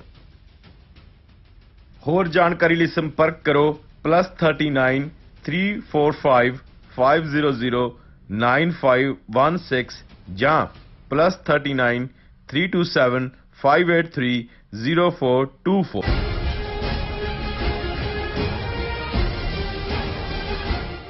ਦਰਸ਼ਕੋ ਬ੍ਰੇਕ ਤੋਂ ਬਾਅਦ ਆਪਾਂ ਤੁਹਾਨੂੰ ਸਭ ਨੂੰ ਜੀ ਆਇਆਂ ਕਹਿੰਦੇ ਆ। ਸੋ ਹੁਣ ਆਪਾਂ ਗੱਲਬਾਤ ਕਰਨ ਜਾ ਰਹੇ ਹਾਂ ਕਿ ਮੀਡੀਆ ਰਿਪੋਰਟਾਂ ਅਨੁਸਾਰ ਰੋਪੜ ਦੇ ਡਿਪਟੀ ਕਮਿਸ਼ਨਰ ਦੇ ਦਫ਼ਤਰ ਦੇ ਬਾਹਰ ਖਾਲਿਸਤਾਨ ਦਾ ਬੈਨਰ ਲੱਗਿਆ ਮਿਲਿਆ। ਸੋ ਕੀ ਇਹ ਮੈਚ ਇੱਕ ਨੋਟੰਕੀ ਹੈ ਜਾਂ ਫਿਰ ਭਾਰਤੀ ਜਿਹੜੀ ਏਜੰਸੀਆਂ ਵੱਲੋਂ ਸਿੱਖ ਨੌਜਵਾਨਾਂ ਦੀ ਨਸਲਕੁਸ਼ੀ ਕਰਨ ਲਈ ਇੱਕ ਮਾਹੌਲ ਜਿਹੜਾ ਉਹ ਤਿਆਰ ਕੀਤਾ ਜਾ ਰਿਹਾ ਹੈ। ਇਸ ਬਾਰੇ ਆਪਾਂ ਗੱਲਬਾਤ ਕਰਨ ਜਾ ਰਹੇ ਹਾਂ। ਸੋ ਅਸੀਂ ਚਾਹਾਂਗੇ ਕਿ ਤੁਸੀਂ ਇਸੇ ਤਰ੍ਹਾਂ ਬਣੇ ਰਹਿਣਾ। ਦੇਖਣ ਸੁਣਨ ਲਈ ਲਿਖਣ ਲਈ ਤੁਹਾਡਾ ਸਭ ਦਾ ਬਹੁਤ ਬਹੁਤ ਧੰਨਵਾਦ ਜੀ। ਡਾਕਟਰ ਸਾਹਿਬ ਕੀ ਕਹਿਣਾ ਚਾਹੋਗੇ?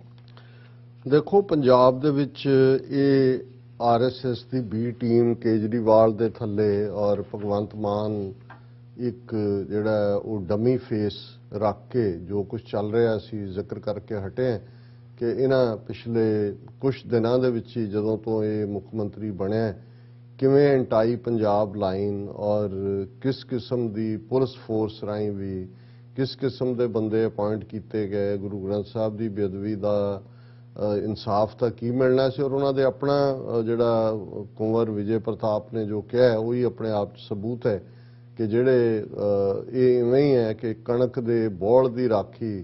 ਤੁਸੀਂ ਬੱਕਰੇ ਨੂੰ ਬਿਠਾ ਰਹੇ ਹੋ ਕਿਉਂਕਿ ਉਸ ਦਾ ਤਾਂ ਖਾਜਾ ਹੈ। ਇਹੀ ਪਾਰਟ ਅਸੀਂ ਬਾਕੀ ਪੁਲਿਸ ਕੇ ਜੀ ਗੈਂਗਸਟਰਸ ਨਾਲ ਲੜਨ ਲਈ ਔਰ ਇਹ ਉਹ ਔਰ ਅਸੀਂ ਕੱਲ ਇਹ ਵੀ ਜ਼ਿਕਰ ਕੀਤਾ ਸੀ ਕਿ ਜਿਹੜਾ ਇੱਕਦਮ ਕਿਸਾਨੀ ਮੂਵਮੈਂਟ ਦਾ ਜਿਹੜਾ ਇੱਕ ਬੇਸ ਸੀ ਕਿ ਪੰਜਾਬ ਦੇ ਵਿੱਚੋਂ ਇੱਕ ਤਾਂ ਖੇਤੀ ਕਾਨੂੰਨ ਪਰ ਜਿਵੇਂ ਇਹਨਾਂ ਨੇ ਵੱਡੇ ਵੱਡੇ ਸਾਇਲੋ ਅੰਬਾਨੀ ਅਡਾਨੀਆਂ ਨੇ ਮੋਗੇ ਦੇ ਵਿੱਚ ਹਰਿਆਣੇ ਦੇ ਵਿੱਚ ਬਣਾਏ ਸੀ ਔਰ ਇਸ ਦਾ ਜਦੋਂ ਕਿਸਾਨ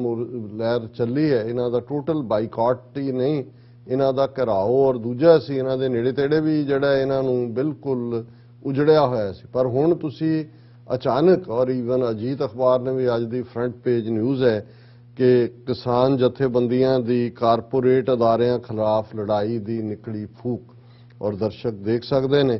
ਕਿ ਭਾਈ ਕਿਵੇਂ ਮੋਗਾ ਨੇੜੇ ਜਿਹੜੇ ਅਡਾਨੀ ਦਾ ਸਾਇਲੋ ਹੈ ਉਹਦੇ ਨਾਲ ਉਹਦੇ ਬਾਹਰ ਕਣਕ ਦੀਆਂ ਲੱਦੀਆਂ ਟਰਾਲੀਆਂ ਉਹਨਾਂ ਨੇ ਸਭ ਕੁਝ ਮੈਕਨਾਈਜ਼ਡ ਕੀਤਾ। ਪਰ ਦੇਖਣ ਵਾਲੀ ਗੱਲ ਇਹ ਹੈ ਹਾਲਾਂ ਖਰੀਦ ਉਹਦੇ ਉੱਤੇ ਜਿਹੜੀ ਫੂਡ ਕਾਰਪੋਰੇਸ਼ਨ ਆਫ ਇੰਡੀਆ ਉਹੀ ਕਣਕ ਖਰੀਦ ਰਹੀ ਹੈ ਪਰ ਜਿਹੜੀਆਂ ਮੋਗੇ ਦੀਆਂ ਔਰ ਦੂਸਰੀਆਂ ਪ੍ਰਾਈਵੇਟ ਜਿਹੜੀਆਂ ਸਰਕਾਰੀ ਮੰਡੀਆਂ ਨੇ ਉਹਨਾਂ ਦੇ ਵਿੱਚ ਉੱਲੂ ਬੋਲਦੇ ਨੇ। ਹੁਣ ਉਹਨਾਂ ਨੇ ਕੀ ਕੀਤਾ ਉਹਨਾਂ ਨੇ ਦੇਖਿਆ ਵੀ ਕਿਸਾਨ ਲਹਿਰ ਦੇ ਵੇਲੇ ਆੜਤੀ ਵੀ ਕਿਉਂਕਿ ਉਹਨਾਂ ਨੂੰ ਸੀ ਕਿ ਮੰਡੀਆਂ ਬੰਦ ਹੋਈਆਂ ਸਾਡਾ ਵੀ ਕੰਮ ਹੋਏਗਾ ਉਹਨਾਂ ਨੇ ਉਹ ਸਾਰਾ ਜਿਹੜਾ ਐਫਸੀਆਈ ਨੂੰ ਨੋਟੀਫਾਈ ਕਰਕੇ ਪੰਜਾਬ ਗਵਰਨਮੈਂਟ ਨੇ ਇਜਾਜ਼ਤ ਦੇ ਦਿੱਤੀ ਔਰ ਆੜਤੀਆਂ ਨੂੰ ਉਹਨਾਂ ਦਾ ਕਮਿਸ਼ਨ ਘਰ ਬੈਠਿਆਂ ਮਿਲ ਰਿਹਾ ਔਰ ਕਿਸਾਨਾਂ ਨੂੰ ਇਹ ਹੋਇਆ ਕਿ ਜੀ ਇਹ ਟਰਾਲੀ ਇੱਕਦਮ ਖਾਲੀ ਵੀ ਹੋ ਜਾਏਗੀ ਫਲਾਣਾ ਖਰਚੇ ਦਾ ਨਹੀਂ ਪੱਲੇ ਦਾ ਨਹੀਂ ਫਲਾਣਾ ਖਰਚੇ ਘਟਾਉਣ ਦੀ ਲਾਈਨ ਥੱਲੇ ਔਰ ਧੜਾ ਧੜ ਇਸ ਵੇਲੇ ਮੰਡੀਆਂ ਜਿਹੜੀ ਆਲਰੇਡੀ ਬਿਨਾਂ ਖੇਤੀ ਕਾਨੂੰਨ ਬਣਾਇਆ ਜਾਂ ਜਿਹਨੂੰ ਪ੍ਰਾਈਵੇਟਾਈਜ਼ ਕਰਨ ਦੀ ਗੱਲ ਸੀ ਉਹ ਉਹਨਾਂ ਨੇ ਸਕਸੈਸਫੁਲੀ ਇਸ ਸਰਕਾਰ ਦੇ ਬਣਦੇ ਹਕੂਮਤ ਨੇ ਕਿਉਂ ਸਰਕਾਰੀ ਥਾਵਾਂ ਛੱਡ ਕੇ ਜਿੱਥੇ ਕਿ ਉਹਨਾਂ ਦੀਆਂ ਮੰਡੀਆਂ ਬਣੀਆਂ ਹੋਈਆਂ ਫੂਡ ਕਾਰਪੋਰੇਸ਼ਨ ਆਫ ਇੰਡੀਆ ਖਰੀਦ ਰਹੀ ਹੈ ਪਰ ਇਸ ਤੋਂ ਵੀ ਬਦਤਰ ਹੈ ਕਿ ਭਾਈ ਇਹ ਕਿਵੇਂ ਇਹਨਾਂ ਨੂੰ ਕਿਹਨੇ ਨੋਟੀਫਾਈ ਕਰਕੇ ਇਹ ਜਿਹੜਾ ਇਹਨਾਂ ਨੂੰ ਹਕੂਕ ਦਿੱਤਾ ਕਿ ਇਹ ਜਿਹੜੀ ਹੈ ਕਣਕ ਐਫਸੀਆਈ ਉੱਥੇ ਖਰੀਦੇ ਉਹ ਪੰਜਾਬ ਗਵਰਨਮੈਂਟ ਇਹਦੇ ਚ ਇਨਵੋਲਵ ਹੈ। ਹੁਣ ਜਦੋਂ ਇਸ ਦੀਆਂ ਜਦੋਂ ਤੁਸੀਂ ਸਬ ਹੈਡਿੰਗਸ ਦੇਖਦੇ ਹੋ ਖਬਰ ਦੀਆਂ ਕਿਸਾਨਾਂ ਨੇ ਕਣਕ ਵੇਚਣ ਲਈ ਖੁਦ ਹੀ ਕੀਤਾ ਨਿੱਜੀ ਮੰਡੀਆਂ ਵੱਲ ਰੁਖ। ਪਹਿਲਾਂ ਤਾਂ ਸੀ ਨਾ ਜੀ ਖੇਤੀ ਕਾਨੂੰਨ ਬਣਾਤੇ ਬਿਲਕੁਲ ਔਰ ਇਹ ਤਾਂ ਸਰਕਾਰ ਨੇ ਕੀਤਾ ਹੈ। ਹੁਣ ਜਦੋਂ ਤੁਸੀਂ ਖੁਦ ਹੀ ਜਾ ਰਹੇ ਹੋ ਫਿਰ ਇਹ ਹੋਇਆ ਕਿ ਮੋਗਾ ਦੇ ਚ ਅਡਾਨੀ ਦੇ ਸਾਇਲੋ ਦੇ ਬਾਹਰ ਕਣਕ ਨਾਲ ਲੱਦੀਆਂ ਟਰਾਲੀਆਂ ਦੀਆਂ ਲੱਗੀਆਂ ਕਤਾਰਾਂ ਔਰ ਲੋਕ ਪੁੱਛ ਰਹੇ ਨੇ ਕਿੱਥੇ ਹੈ ਕਿਸਾਨ ਮੋਰਚਾ ਕਿੱਥੇ ਨੇ 34 ਜਥੇਬੰਦੀਆਂ ਉਹਨਾਂ ਦਾ ਕੀ ਹੈ ਉਹਨਾਂ ਦੀ ਅਗਵਾਈ ਕਿੱਥੇ ਹੈ। ਸੋ ਕੁੱਲ ਮਿਲਾ ਕੇ ਉਹਨਾਂ ਨੇ ਆਲਰੇਡੀ ਜਿਹੜੀ ਆਰਥਿਕ ਲੁੱਟ ਖਸੁੱਟ ਜਾਂ ਪ੍ਰਾਈਵੇਟਾਈਜੇਸ਼ਨ ਕਰਨ ਦੀ ਉਹਨਾਂ ਦੀ ਪ੍ਰਾਈਵੇਟਾਈਜ਼ ਕਰਨ ਦੀ ਲਾਈਨ ਸੀ ਉਸ ਦੇ ਉੱਤੇ ਉਹਨਾਂ ਨੇ ਕੰਮ ਸ਼ੁਰੂ ਕਰਤਾ। ਸੋ ਮਤਲਬ ਤੁਸੀਂ ਪਹਿਲੇ ਜਿਹੜਾ ਕੁਝ ਦਿਨਾਂ ਦੇ ਵਿੱਚ ਹੀ 10 ਮਾਰਚ ਨੂੰ ਚੋਣ ਨਤੀਜੇ ਆਉਂਦੇ ਨੇ ਔਰ ਅਜੇ ਅਸੀਂ ਜਿਹੜਾ ਟੱਚ ਕੀਤਾ 4 ਹਫ਼ਤੇ ਵੀ ਨਹੀਂ ਹੋਏ ਇਹਨਾਂ ਨੂੰ ਪ੍ਰੋਪਰਲੀ ਸੌਂ ਚੁੱਕੇ ਹਾਂ ਔਰ 4 ਹਫ਼ਤਿਆਂ ਦੇ ਵਿੱਚ ਤੁਸੀਂ ਸਾਰੀ ਤਬਦੀਲੀ ਦੇਖ ਰਹੇ ਹੋ ਔਰ ਜਿਸ ਕਿਸਮ ਦਾ ਪੁਲਿਸ ਦਾ ਜਾਂ ਦੂਸਰਾ ਸਾਰਾ ਸਿਸਟਮ ਖੜਾ ਕੀਤਾ। ਹੁਣ ਅੱਜ ਜਿਹੜੀ ਖਬਰ ਬੇਸ਼ੱਕ ਅਸੀਂ ਇਸ ਨੂੰ ਲੀਡ ਖਬਰ ਬਣਾਇਆ ਪਰ ਇਹ ਤਾਂ ਇੱਕ ਸਿੰਪਟਮ ਹੈ ਕਿ ਆਉਣ ਵਾਲੇ ਪੀਰੀਅਡ 'ਚ ਕੀ ਹੋਣ ਜਾ ਰਿਹਾ ਹੈ। ਖਬਰ ਇਹ ਸੀ ਕਿ ਜੀ ਜ਼ਿਲ੍ਹਾ ਰੋਪੜ ਦੇ ਡਿਪਟੀ ਕਮਿਸ਼ਨਰ ਦੇ ਕੰਪਲੈਕਸ ਦੇ ਬਾਹਰ ਜਿਹਦੇ ਨੇੜੇ ਐਸਪੀ ਦਾ ਦਫ਼ਤਰ ਵੀ ਹੈ ਖਾਲਿਸਤਾਨ ਦਾ ਬੈਨਰ ਜਿਹੜਾ ਉਹ ਲੱਗਿਆ ਮਿਲਦਾ ਦਰਖਤਾਂ ਦੇ ਉਹਦੇ ਦਰਸ਼ਕ ਦੇਖ ਸਕਦੇ ਨੇ ਉਸ ਬੈਨਰ ਨੂੰ ਔਰ ਹਾਲਾਂ ਇਹ ਜਦੋਂ ਸਵੇਰੇ ਲੱਗਿਆ ਮਿਲਦਾ ਆਬਵੀਅਸਲੀ ਰਾਤ ਨੂੰ ਲਾਇਆ ਹੋਏਗਾ ਕਿਸੇ ਨੇ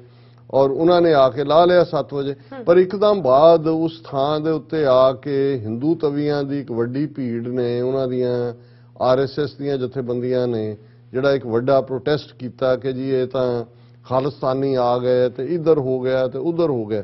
ਹੁਣ ਬੇਸ਼ੱਕ ਇਸ ਗੱਲ ਨੂੰ ਤੋਂ ਇਨਕਾਰ ਨਹੀਂ ਕੀਤਾ ਜਾ ਸਕਦਾ ਜਦੋਂ ਕਿ ਇੱਕ ਪਾਸੇ ਟੋਟਲ ਨੈਗੇਟਿਵਿਟੀ ਕੀਤੀ ਜਾ ਰਹੀ ਹੈ ਖਾਲਿਸਤਾਨ ਦੇ ਖਿਲਾਫ ਕਿ ਕਿਸੇ ਨੇ ਇਹ ਕਰੇਜ ਵੀ ਦਿਖਾਇਆ ਹੋਇਆ ਕਿ ਭਾਈ ਅਸੀਂ, ਪਰ ਜਦੋਂ ਤੁਸੀਂ ਸਾਰਾ ਚੱਲ ਰਹੀ ਬੈਕਗ੍ਰਾਉਂਡ ਦੇਖਦੇ ਹੋ ਫਿਰ ਤੁਹਾਨੂੰ ਇਹ ਨਜ਼ਰ ਆਉਂਦਾ ਹੈ ਕਿ ਭਾਈ ਇਹ ਗੱਲ ਇੱਕ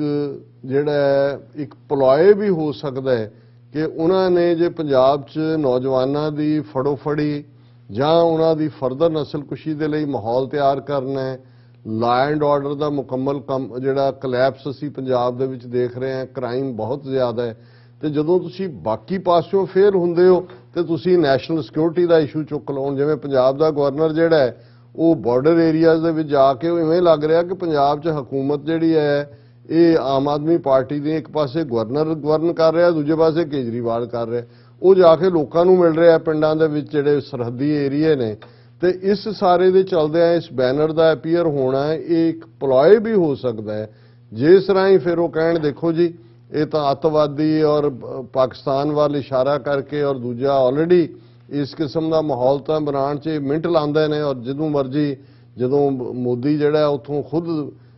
ਨਿਕਲਿਆ ਕਿਉਂਕਿ ਉਹਨੂੰ ਸੁਣਨ ਲਈ ਲੋਕ ਨਹੀਂ ਸੀ ਆਏ ਹੋਏ, ਤੇ ਇਹ ਕਹਿ ਕੇ ਜੀ ਸਰਹੱਦ ਤੋਂ ਇੰਨੀ ਨੇੜੇ ਔਰ ਉਹਦੇ ਤੇ ਹਮਲਾ ਹੋ ਸਕਦਾ ਸੀ ਦੂਜੇ ਪਾਸਿਓਂ, ਤੇ ਉਹ ਵੀ ਮੈਸੇਜ ਦੇ ਰਿਹਾ ਕਿ ਮੈਂ ਜ਼ਿੰਦਾ ਵਾਪਸ ਆ ਗਿਆ ਹੂੰ। ਸੋ ਮੈਨੂੰ ਇਹ ਲੱਗਦਾ ਹੈ ਕਿ ਵੀ ਇਹ ਇੱਕ ਮਾਹੌਲ ਤਿਆਰ ਕੀਤਾ ਜਾ ਰਿਹਾ ਹੈ ਸਿੱਖ ਜਵਾਨੀ ਦੀ ਨਸਲਕੁਸ਼ੀ ਦੇ ਲਈ, ਔਰ ਇਹਨੂੰ ਜਿਹੜਾ ਹੈ ਇਸ ਕਿਸਮ ਦੀਆਂ ਘਟਨਾਵਾਂ ਆਉਣ ਵਾਲੇ ਦਿਨਾਂ 'ਚ ਹੋਰ ਵੀ ਵਾਪਰਾਈਆਂ ਜਾ ਸਕਦੀਆਂ। ਅਦਰਵਾਈਜ਼ ਜਿਵੇਂ ਹਿੰਦੂ ਤਵੀਆਂ ਦਾ ਇੱਕਦਮ ਪ੍ਰੋਟੈਸਟ ਹੋਣਾ, ਔਰ ਜਦੋਂ ਅਸੀਂ ਈਵਨ ਖਾਲਿਸਤਾਨ ਲਫ਼ਜ਼ ਬੈਨਰ, ਕੋਈ ਇਹ ਤਾਂ ਨਹੀਂ ਹੈ ਵੀ ਉੱਥੇ ਕੋਈ ਖਾਲਿਸਤਾਨ ਦੇ ਜਿੰਨੇ ਵੀ ਸਮਾਗਮ ਸ਼੍ਰੋਮਣੀ ਅਕਾਲੀ ਦਲ ਅੰਮ੍ਰਿਤਸਰ ਵੱਲੋਂ ਕੀਤੇ ਜਾਂਦੇ ਨੇ ਜਾਂ ਅਸੀਂ ਪੀਰੀਅਡ 'ਚ ਦੇਖਿਆ ਈਵਨ ਅੰਡਰ ਦਾ ਇੰਡੀਅਨ ਕਨਸਟੀਟਿਊਸ਼ਨ ਖਾਲਿਸਤਾਨ ਪੀਸਫੁਲੀ ਕਹਿਣਾ ਤੇ ਕੋਈ ਜਿਹੜਾ ਉਹ ਗੈਰ ਕਾਨੂੰਨੀ ਨਹੀਂ ਹੈ, ਪਰ ਇੰਨਾ ਵੱਡਾ ਇਹਨੂੰ ਖਬਰ ਬਣਾ ਕੇ ਵੀ ਜਿਵੇਂ ਪ੍ਰੋਜੈਕਟ ਕੀਤਾ ਗਿਆ ਪੂਰੇ ਮੀਡੀਆ ਦੇ ਵਿੱਚ ਔਰ ਨਾਲ ਦੀ ਨਾਲ ਪ੍ਰੋਟੈਸਟ ਵੀ ਹੁੰਦਾ। ਮੈਨੂੰ ਇਹ ਲੱਗਦਾ ਹੈ ਕਿ ਇਹ ਜ਼ਮੀਨ ਤਿਆਰ ਕੀਤੀ ਜਾ ਰਹੀ ਹੈ ਆਉਣ ਵਾਲੇ ਪੀਰੀਅਡ ਸਿੱਖ ਨੌਜਵਾਨੀ ਦੀ ਅੱਗੋਂ ਨਸਲਕੁਸ਼ੀ नो डाउट जी। डॉक्टर साहब ਤੁਹਾਡਾ ਬਹੁਤ ਸ਼ੁਕਰੀਆ ਸਾਥ ਲੈਣੇ ਬ੍ਰੇਕ। ਵਿਊਅਰਸ ਤੁਸੀਂ ਇਸੇ ਤਰ੍ਹਾਂ ਬਣੇ ਰਹਿਣਾ, ਮਿਲਦੇ ਹਾਂ ਛੋਟੇ ਜਿਹੇ ਵਕਫੇ ਤੋਂ ਬਾਅਦ।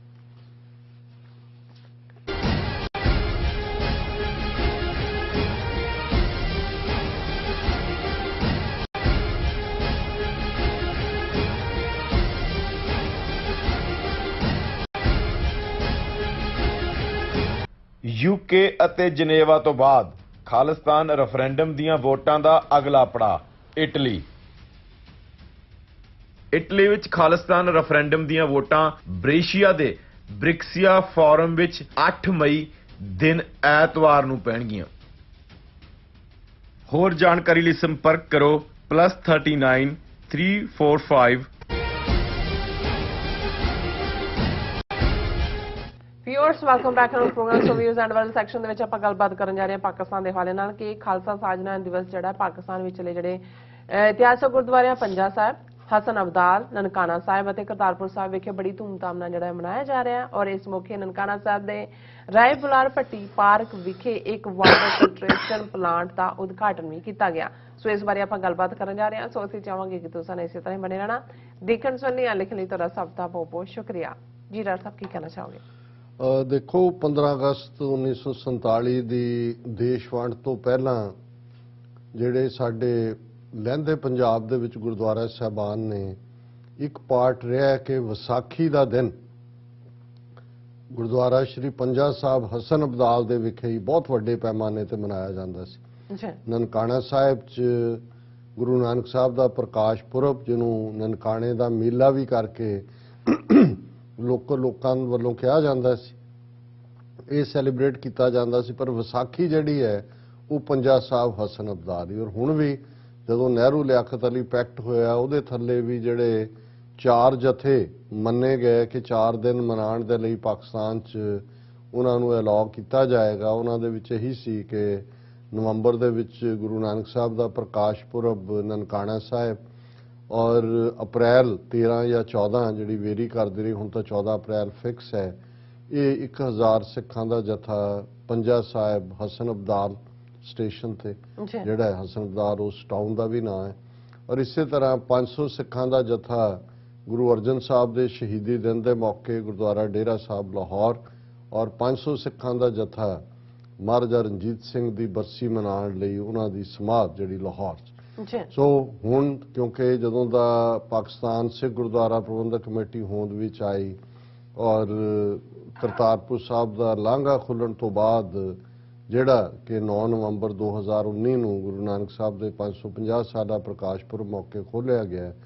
ਹੁਣ ਤਾਂ ਰਾਉਂਡ ਦਾ ਈਅਰ ਹੀ ਸਿੱਖ ਸੰਗਤਾਂ ਖਾਸ ਤੌਰ ਤੇ ਡਾਇਸਪੋਰਾ ਤੋਂ ਜਾਂਦੀਆਂ ਨੇ। ਜਿਹੜਾ ਕਰਤਾਰਪੁਰ ਸਾਹਿਬ ਤਾਂ ਰੋਜ਼ਾਨਾ, ਹਾਲਾਂ ਕੋਵਿਡ ਦੇ ਚੱਲਦੇ ਆ ਬਹੁਤ ਸਾਰੀਆਂ ਪਾਬੰਦੀਆਂ ਰਹੀਆਂ ਨੇ, ਔਰ ਹੁਣ ਵੀ ਕਿਉਂਕਿ ਕੱਲ 14 ਅਪ੍ਰੈਲ ਦਾ ਦਿਨ ਹੈ, ਆਲਰੇਡੀ ਭਾਰਤ ਤੋਂ 1000 ਦੇ ਕਰੀਬ ਸਿੱਖਾਂ ਦਾ ਜਥਾ ਵੀ ਭਾਰਤ ਜਿਹੜਾ ਪਾਕਿਸਤਾਨ ਪਹੁੰਚਿਆ ਹੋਇਆ, ਔਰ ਅੱਜ ਉਹਨਾਂ ਨੇ ਜਿਹੜਾ ਪੰਜਾ ਸਾਹਿਬ 'ਚ ਮੁਕਾਮ ਹੀ ਨਹੀਂ ਤਾਂ ਪਿਛਲੇ ਦਿਨਾਂ ਦੇ ਆਏ ਹੋਏ ਨੇ। ਅੱਜ ਮੇਨ ਸਮਾਗਮ ਉੱਥੇ 14 ਦੀ ਸਵੇਰ ਹੈ ਸ਼ੁਰੂ ਹੋ ਚੁੱਕੇ ਨੇ। ਇਸੇ ਤਰ੍ਹਾਂ ਡਾਇਸਪੋਰਾ ਦੇ ਵਿੱਚੋਂ ਐਤਕੀ ਅਸੀਂ ਇਹ ਦੇਖਿਆ ਕਿ ਯੂਕੇ ਤੋਂ ਵੀ ਬਹੁਤ ਵੱਡਾ ਜਥਾ ਜਿਹੜਾ ਜਿਨ੍ਹਾਂ ਨੂੰ ਗੁਰਮਤ ਸੇਵਾ ਯੂਕੇ ਜਥਾ ਹੈ ਉਹ ਵੀ ਉੱਥੇ ਪਹੁੰਚਿਆ ਹੋਇਆ। ਔਰ ਉੱਥੇ ਪਹੁੰਚਣ ਤੋਂ ਪਹਿਲਾਂ ਪੰਜਾ ਸਾਹਿਬ ਪਿਛਲੇ ਕੱਲ ਦੀ ਇਹ ਖਬਰ ਸੀ ਕਿ ਜਿਵੇਂ ਨਨਕਾਣਾ ਸਾਹਿਬ ਦੇ ਵਿੱਚ ਜਦੋਂ ਅਸੀਂ ਗੁਰੂ ਨਾਨਕ ਸਾਹਿਬ ਦਾ ਜੀਵਨ ਇਤਿਹਾਸ ਪੜ੍ਹਦੇ ਹਾਂ ਤੇ ਬਹੁਤ ਵੱਡਾ ਜਿਹੜਾ ਇੱਕ ਉਹਨਾਂ ਦੇ ਪਿਆਰੇ ਜਾਂ ਉਹਨਾਂ ਦੇ ਸਿੱਖ ਦੇ ਤੌਰ ਦੇ ਉੱਤੇ ਜਿਨ੍ਹਾਂ ਦਾ ਨਾਂ ਆਉਂਦਾ ਰਾਏ ਬੁਲਾਰ ਪੱਟੀ, ਜਿਨ੍ਹਾਂ ਦਾ ਦੇ ਵਡੇਰਿਆਂ ਦਾ ਹੀ ਉਹ ਪਰਗਣਾ ਸੀ, ਉਹਨੂੰ ਕਹਿੰਦੇ ਹੀ ਜਿਹੜਾ ਹੈ ਉਹ ਤਲਵੰਡੀ ਸੀ। ਤਲਵੰਡੀ ਜਿਹੜਾ ਉਹ ਰਾਏ ਪੱਟੀ ਦੀ ਤਲਵੰਡੀ ਸੀ। ਰਾਏ ਬੁਲਾਰ ਉਸ ਵੇਲੇ ਜਿਹੜੇ ਉਸ ਪਰਗਣੇ ਦੇ ਮਾਲਕ ਸਨ ਗੁਰੂ ਨਾਨਕ ਸਾਹਿਬ ਦੇ ਪਿਤਾ ਮਹਿਤਾ ਕਾਲੂ ਜੀ, ਉਹਨਾਂ ਦੇ ਕੋਲ ਹੀ ਪਟਵਾਰੀ ਦੇ ਤੌਰ ਦੇ ਉੱਤੇ ਨੌਕਰੀ ਕਰਦੇ ਸੀ। ਔਰ ਉਹਨਾਂ ਦਾ ਪਰਿਵਾਰ ਜਦੋਂ ਅੱਗੋਂ ਅੱਜ ਵੀ ਜਿਹੜੀਆਂ ਉਹਨਾਂ ਦੀਆਂ ਅੱਗੋਂ ਪੀੜ੍ਹੀਆਂ ਨੇ 5 ਸਦੀਆਂ ਬਾਅਦ ਵੀ ਉਹ ਸਿੱਖਾਂ ਦੇ ਨਾਲ ਉਸੇ ਤਰ੍ਹਾਂ ਹੀ ਮੁਹੱਬਤ ਕਰਦੀਆਂ ਨੇ। ਰਾਏ ਅਜ਼ੀਜ਼ੁੱਲਾ ਔਰ ਦੂਸਰੇ ਜਿਹੜਾ ਕਿਲਾ ਰਾਏਕੋਟ ਵਾਲੇ ਨੇ ਉਹਨਾਂ ਦਾ ਵੀ ਇਤਿਹਾਸ ਉਸ ਨਾਲ ਜੁੜਦਾ ਹੈ, ਉਹ ਵੀ ਪਰਿਵਾਰਕ ਸਾਂਝਾਂ। ਇਸੇ ਤਰ੍ਹਾਂ ਨਵਾਬ ਮਲੇਰਕੋਟਲਾ ਉਹਨਾਂ ਦੇ ਵੀ ਜਿਹੜੇ ਡਿਸੈਂਡੈਂਟ ਨੇ। ਸੋ ਇਹ ਉਹ ਪਰਿਵਾਰ ਨੇ ਜਿਨ੍ਹਾਂ ਦੇ ਨਾਲ ਸਾਡੀ 5 ਸਦੀਆਂ ਤੋਂ ਸਾਂਝ ਸ਼ੁਰੂ ਹੋ ਜਾਂਦੀ ਹੈ। ਔਰ ਉਹਨਾਂ ਦੀ ਯਾਦ ਦੇ ਵਿੱਚ ਜਿੱਥੇ ਰਾਏ ਬੁਲਾਰ ਪੱਟੀ ਉਹਨਾਂ ਦੀ ਕਬਰ ਹੈ ਔਰ ਉੱਥੇ ਪੂਰਾ ਇੱਕ ਪਾਰਕ ਵੀ ਬਣਿਆ ਹੋਇਆ। ਔਰ ਇਹ ਖਬਰ ਸੀ ਕਿ ਨਨਕਾਣਾ ਸਾਹਿਬ ਦੇ ਰਾਏ ਬੁਲਾਰ ਪੱਟੀ ਪਾਰਕ ਵਿਖੇ ਵਾਟਰ ਫਿਲਟਰੇਸ਼ਨ ਪਲਾਂਟ ਦਾ ਉਦਘਾਟਨ, ਔਰ ਉਹਨਾਂ ਨੇ ਬੇਸ਼ੱਕ ਔਰ ਡੀਸੀ ਉੱਥੋਂ ਦੇ ਨਨਕਾਣਾ ਸਾਹਿਬ ਜ਼ਿਲ੍ਹਾ ਵੀ ਹੈ ਔਰ ਜ਼ਾਹਿਦ ਪਰਵੇਜ਼ ਵੜੈਚ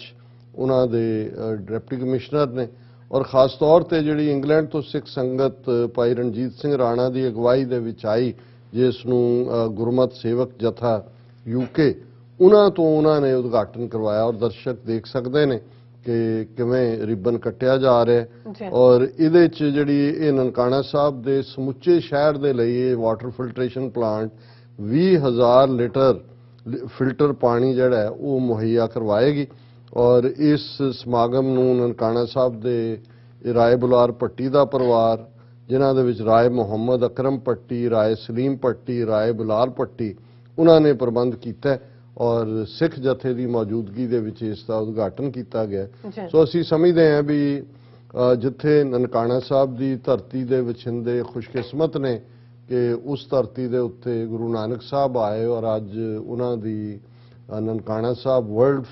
ਫੇਮ ਰੱਖਦਾ ਹੈ ਗੁਰੂ ਨਾਨਕ ਸਾਹਿਬ ਦੇ ਬਰਥ ਪਲੇਸ ਦੇ ਨਾਤੇ। ਉੱਥੇ ਇਹ ਰਾਏ ਬੁਲਾਰ ਪੱਟੀ ਪਰਿਵਾਰ ਹਮੇਸ਼ਾ ਹੀ ਸਿੱਖਾਂ ਦੇ ਕਰੀਬ ਰਿਹਾ ਰਹੇਗਾ। ਇਹਨਾਂ ਨੂੰ ਅਸੀਂ ਆਪਣੇ ਸਮਝਦੇ ਹਾਂ ਕਿਉਂਕਿ ਇਹਨਾਂ ਦੇ ਵਡੇਰਿਆਂ ਨੇ ਵੀ, ਕਿਉਂਕਿ ਅਕਸਰ ਰਾਏ ਬੁਲਾਰ ਔਰ ਗੁਰੂ ਨਾਨਕ ਸਾਹਿਬ ਦੇ ਪਿਤਾ ਜਿਹੜੇ ਕਿ ਕਦੇ ਵੀ ਸਮਝ ਨਹੀਂ ਸਕੇ ਕਿ ਭਾਈ ਉਹਨਾਂ ਦੇ ਪੁੱਤਰ ਦੇ ਵਿੱਚ ਕੀ ਹੈ, ਲੇਕਿਨ ਰਾਏ ਬੁਲਾਰ ਉਹਨਾਂ ਨੂੰ ਕਹਿੰਦੇ ਸੀ ਕਿ ਕਾਲੂ ਤੂੰ ਦੇਖ ਇਸ ਤੇਰੇ ਪੁੱਤਰ ਦੇ, ਤੇਰਾ ਪੁੱਤਰ ਨਹੀਂ ਹੈ, ਇਹ ਰੱਬ ਦਾ ਨੂਰ ਹੈ, ਇਸ ਦੇ ਵਿੱਚ ਰੱਬ ਦਾ ਜਲਵਾ ਹੈ। ਔਰ ਉਹੀ ਦਿੱਖ ਅਸੀਂ ਸਮਝਦੇ ਹਾਂ ਜਿਹੜੀ ਕਿ ਕਿਸੇ 'ਚ ਪਛਾਣਨ ਦੀ ਹੁੰਦੀ ਹੈ, ਇਸ ਪਰਿਵਾਰ ਨੇ ਪਛਾਣਿਆ। ਔਰ ਪੰਜਾ ਸਾਹਿਬ ਦੇ ਹਵਾਲੇ ਨਾਲ ਅੱਜ ਦੇ ਮੀਡੀਆ ਦੇ ਵਿੱਚ ਮੇਨ ਖਬਰਾਂ ਨੇ ਕਿ ਦੂਰ ਦਰਾਡਿਓਂ ਸਿੱਖ ਸੰਗਤਾਂ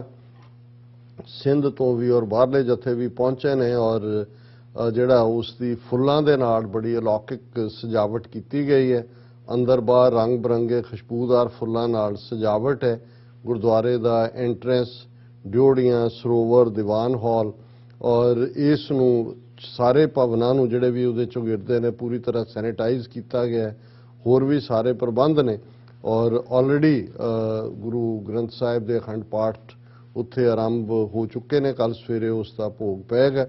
ਔਰ ਜਿਵੇਂ ਮੈਂ ਕਿਹਾ ਵੀ ਭਾਰਤ ਤੋਂ 1000 ਤੋਂ ਜ਼ਿਆਦਾ ਸਿੱਖ ਔਰ ਬਾਹਰੋਂ ਵੀ ਡਾਇਸਪੋਰਾ ਔਰ ਇਹ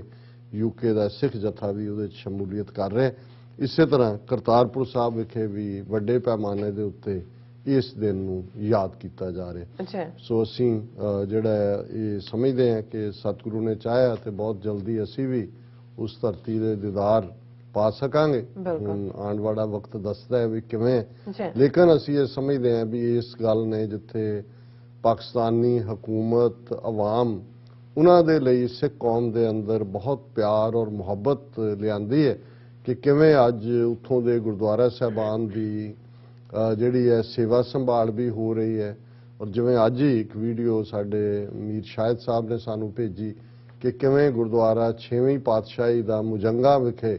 ਔਰ ਬਹੁਤ ਸਾਰੇ ਪਿਸ਼ਾਵਰ ਦੇ ਵਿੱਚ ਵੀ ਗੁਰਦੁਆਰਾ ਭਾਈ ਜੋਗਾ ਸਿੰਘ ਔਰ ਦੂਸਰੇ, ਕਿਉਂਕਿ ਰਮਜ਼ਾਨ ਦਾ ਮੁਬਾਰਕ ਮਹੀਨਾ ਚੱਲ ਰਿਹਾ ਹੈ, ਰੋਜ਼ੇ ਨੇ, ਗੁਰਦੁਆਰਾ ਸਾਹਿਬਾਨ ਸਿੱਖ ਸੰਗਤਾਂ ਵੱਲੋਂ ਇਫਤਾਰੀ ਦਾ ਪ੍ਰਬੰਧ ਵੀ ਕੀਤਾ ਜਾਂਦਾ ਹੈ ਔਰ ਇਹ ਇੱਕ ਗੁੱਡਵਿਲ ਔਰ ਇਹਨਾਂ ਦੋਨਾਂ ਕੌਮਾਂ ਦੀ ਗੁੱਡਵਿਲ ਜਿਹੜੀ ਹੈ ਮੈਂ ਸਮਝਦਾ ਹਾਂ ਵੀ ਜਿਸ ਨੂੰ ਅਲਾਮਾ ਇਕਬਾਲ ਨੇ ਜਿਹੜੀ ਉਹ ਸਾਂਝ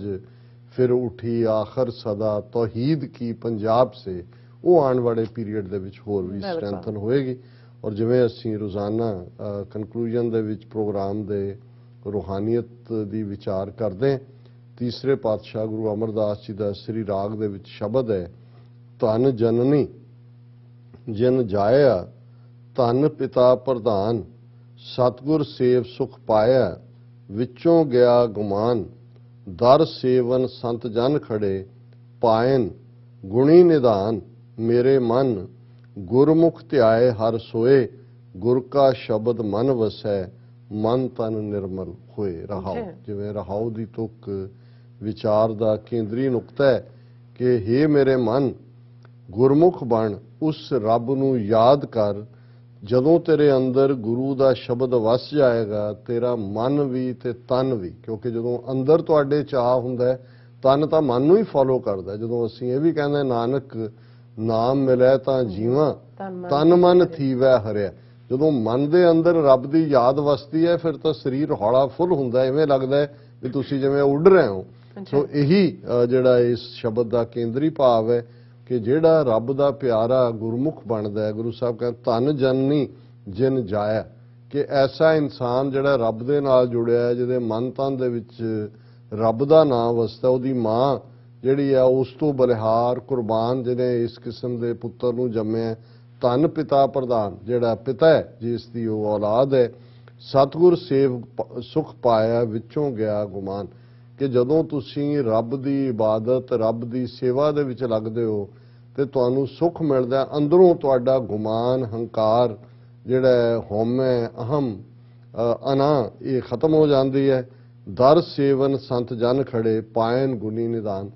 ਕਿ ਜਿਹੜੇ ਉਸ ਵਾਹਿਗੁਰੂ ਦੇ ਦਰ ਤੇ ਉਸ ਦੇ ਸੇਵਕ ਬਣ ਕੇ, ਉਸ ਦੇ ਪਿਆਰੇ ਬਣ ਕੇ ਖਲੋਤੇ ਰਹਿੰਦੇ, ਉਹਨਾਂ ਨੂੰ ਰੱਬ ਮਿਲਦਾ ਜਿਹੜਾ ਗੁਣਾਂ ਦਾ ਖਜ਼ਾਨਾ ਹੈ। ਸੋ ਉਹ ਗੁਣਾਂ ਦਾ ਖਜ਼ਾਨਾ ਰੱਬ ਉਹਨਾਂ ਨੂੰ ਹੀ, ਇਸ ਲਈ ਜਦੋਂ ਦਰਵੇਸ਼ ਲਫ਼ਜ਼ ਵੀ ਇਸਤੇਮਾਲ ਕੀਤਾ ਜਾਂਦਾ ਹੈ ਰੱਬ ਦੇ ਫਕੀਰਾਂ ਦੇ ਲਈ, ਤਾਂ ਉਹੀ ਹੈ ਕਿ ਦਰ ਤੇ ਖਲੋਤੇ ਹੋਏ। ਜਦੋਂ ਤੁਸੀਂ ਖਲੋਂਦੇ ਹੋ ਤੇ ਫਿਰ ਪੁਕਾਰ ਕਰਦੇ ਹੋ ਕਿ ਦੇਵ ਇੱਕ ਬੂੰਦ ਸੁਰਾਈਓ ਸਾਨੂੰ, ਇੱਕੋ ਹੀ ਦੇ ਸਾਈਂ, ਅੱਧੀ ਅੱਧ ਪਚੱਦੀ ਦੇ ਦੇ, ਨਿੱਕੀ ਹੋਰ ਗੁਸਾਈ, ਇੱਕ ਵੇਰ ਇੱਕ ਕਣੀ ਦਵਾ ਦੇ, ਸੂਫੀ ਆਸਨਾ ਰਹੀਏ, ਇੱਕ ਵੇਰ ਦਰ ਖੱਲਿਆਂ ਤਾਈਂ, ਸਾਈਂ ਸਵਾਦ ਚਖਾਈ। ਤੇ ਇਹੀ ਦਰਵੇਸ਼ ਹੈ ਜਿਹੜਾ ਦਰ ਦੇ ਉੱਤੇ ਖੜਾ ਹੈ। ਤੇ ਗੁਰੂ ਸਾਹਿਬ ਯਾਦ ਦਹਾਨੀ ਕਰਵਾਉਂਦੇ ਨੇ, ਕਰ ਕਿਰਪਾ ਕਰ ਆਇਆ,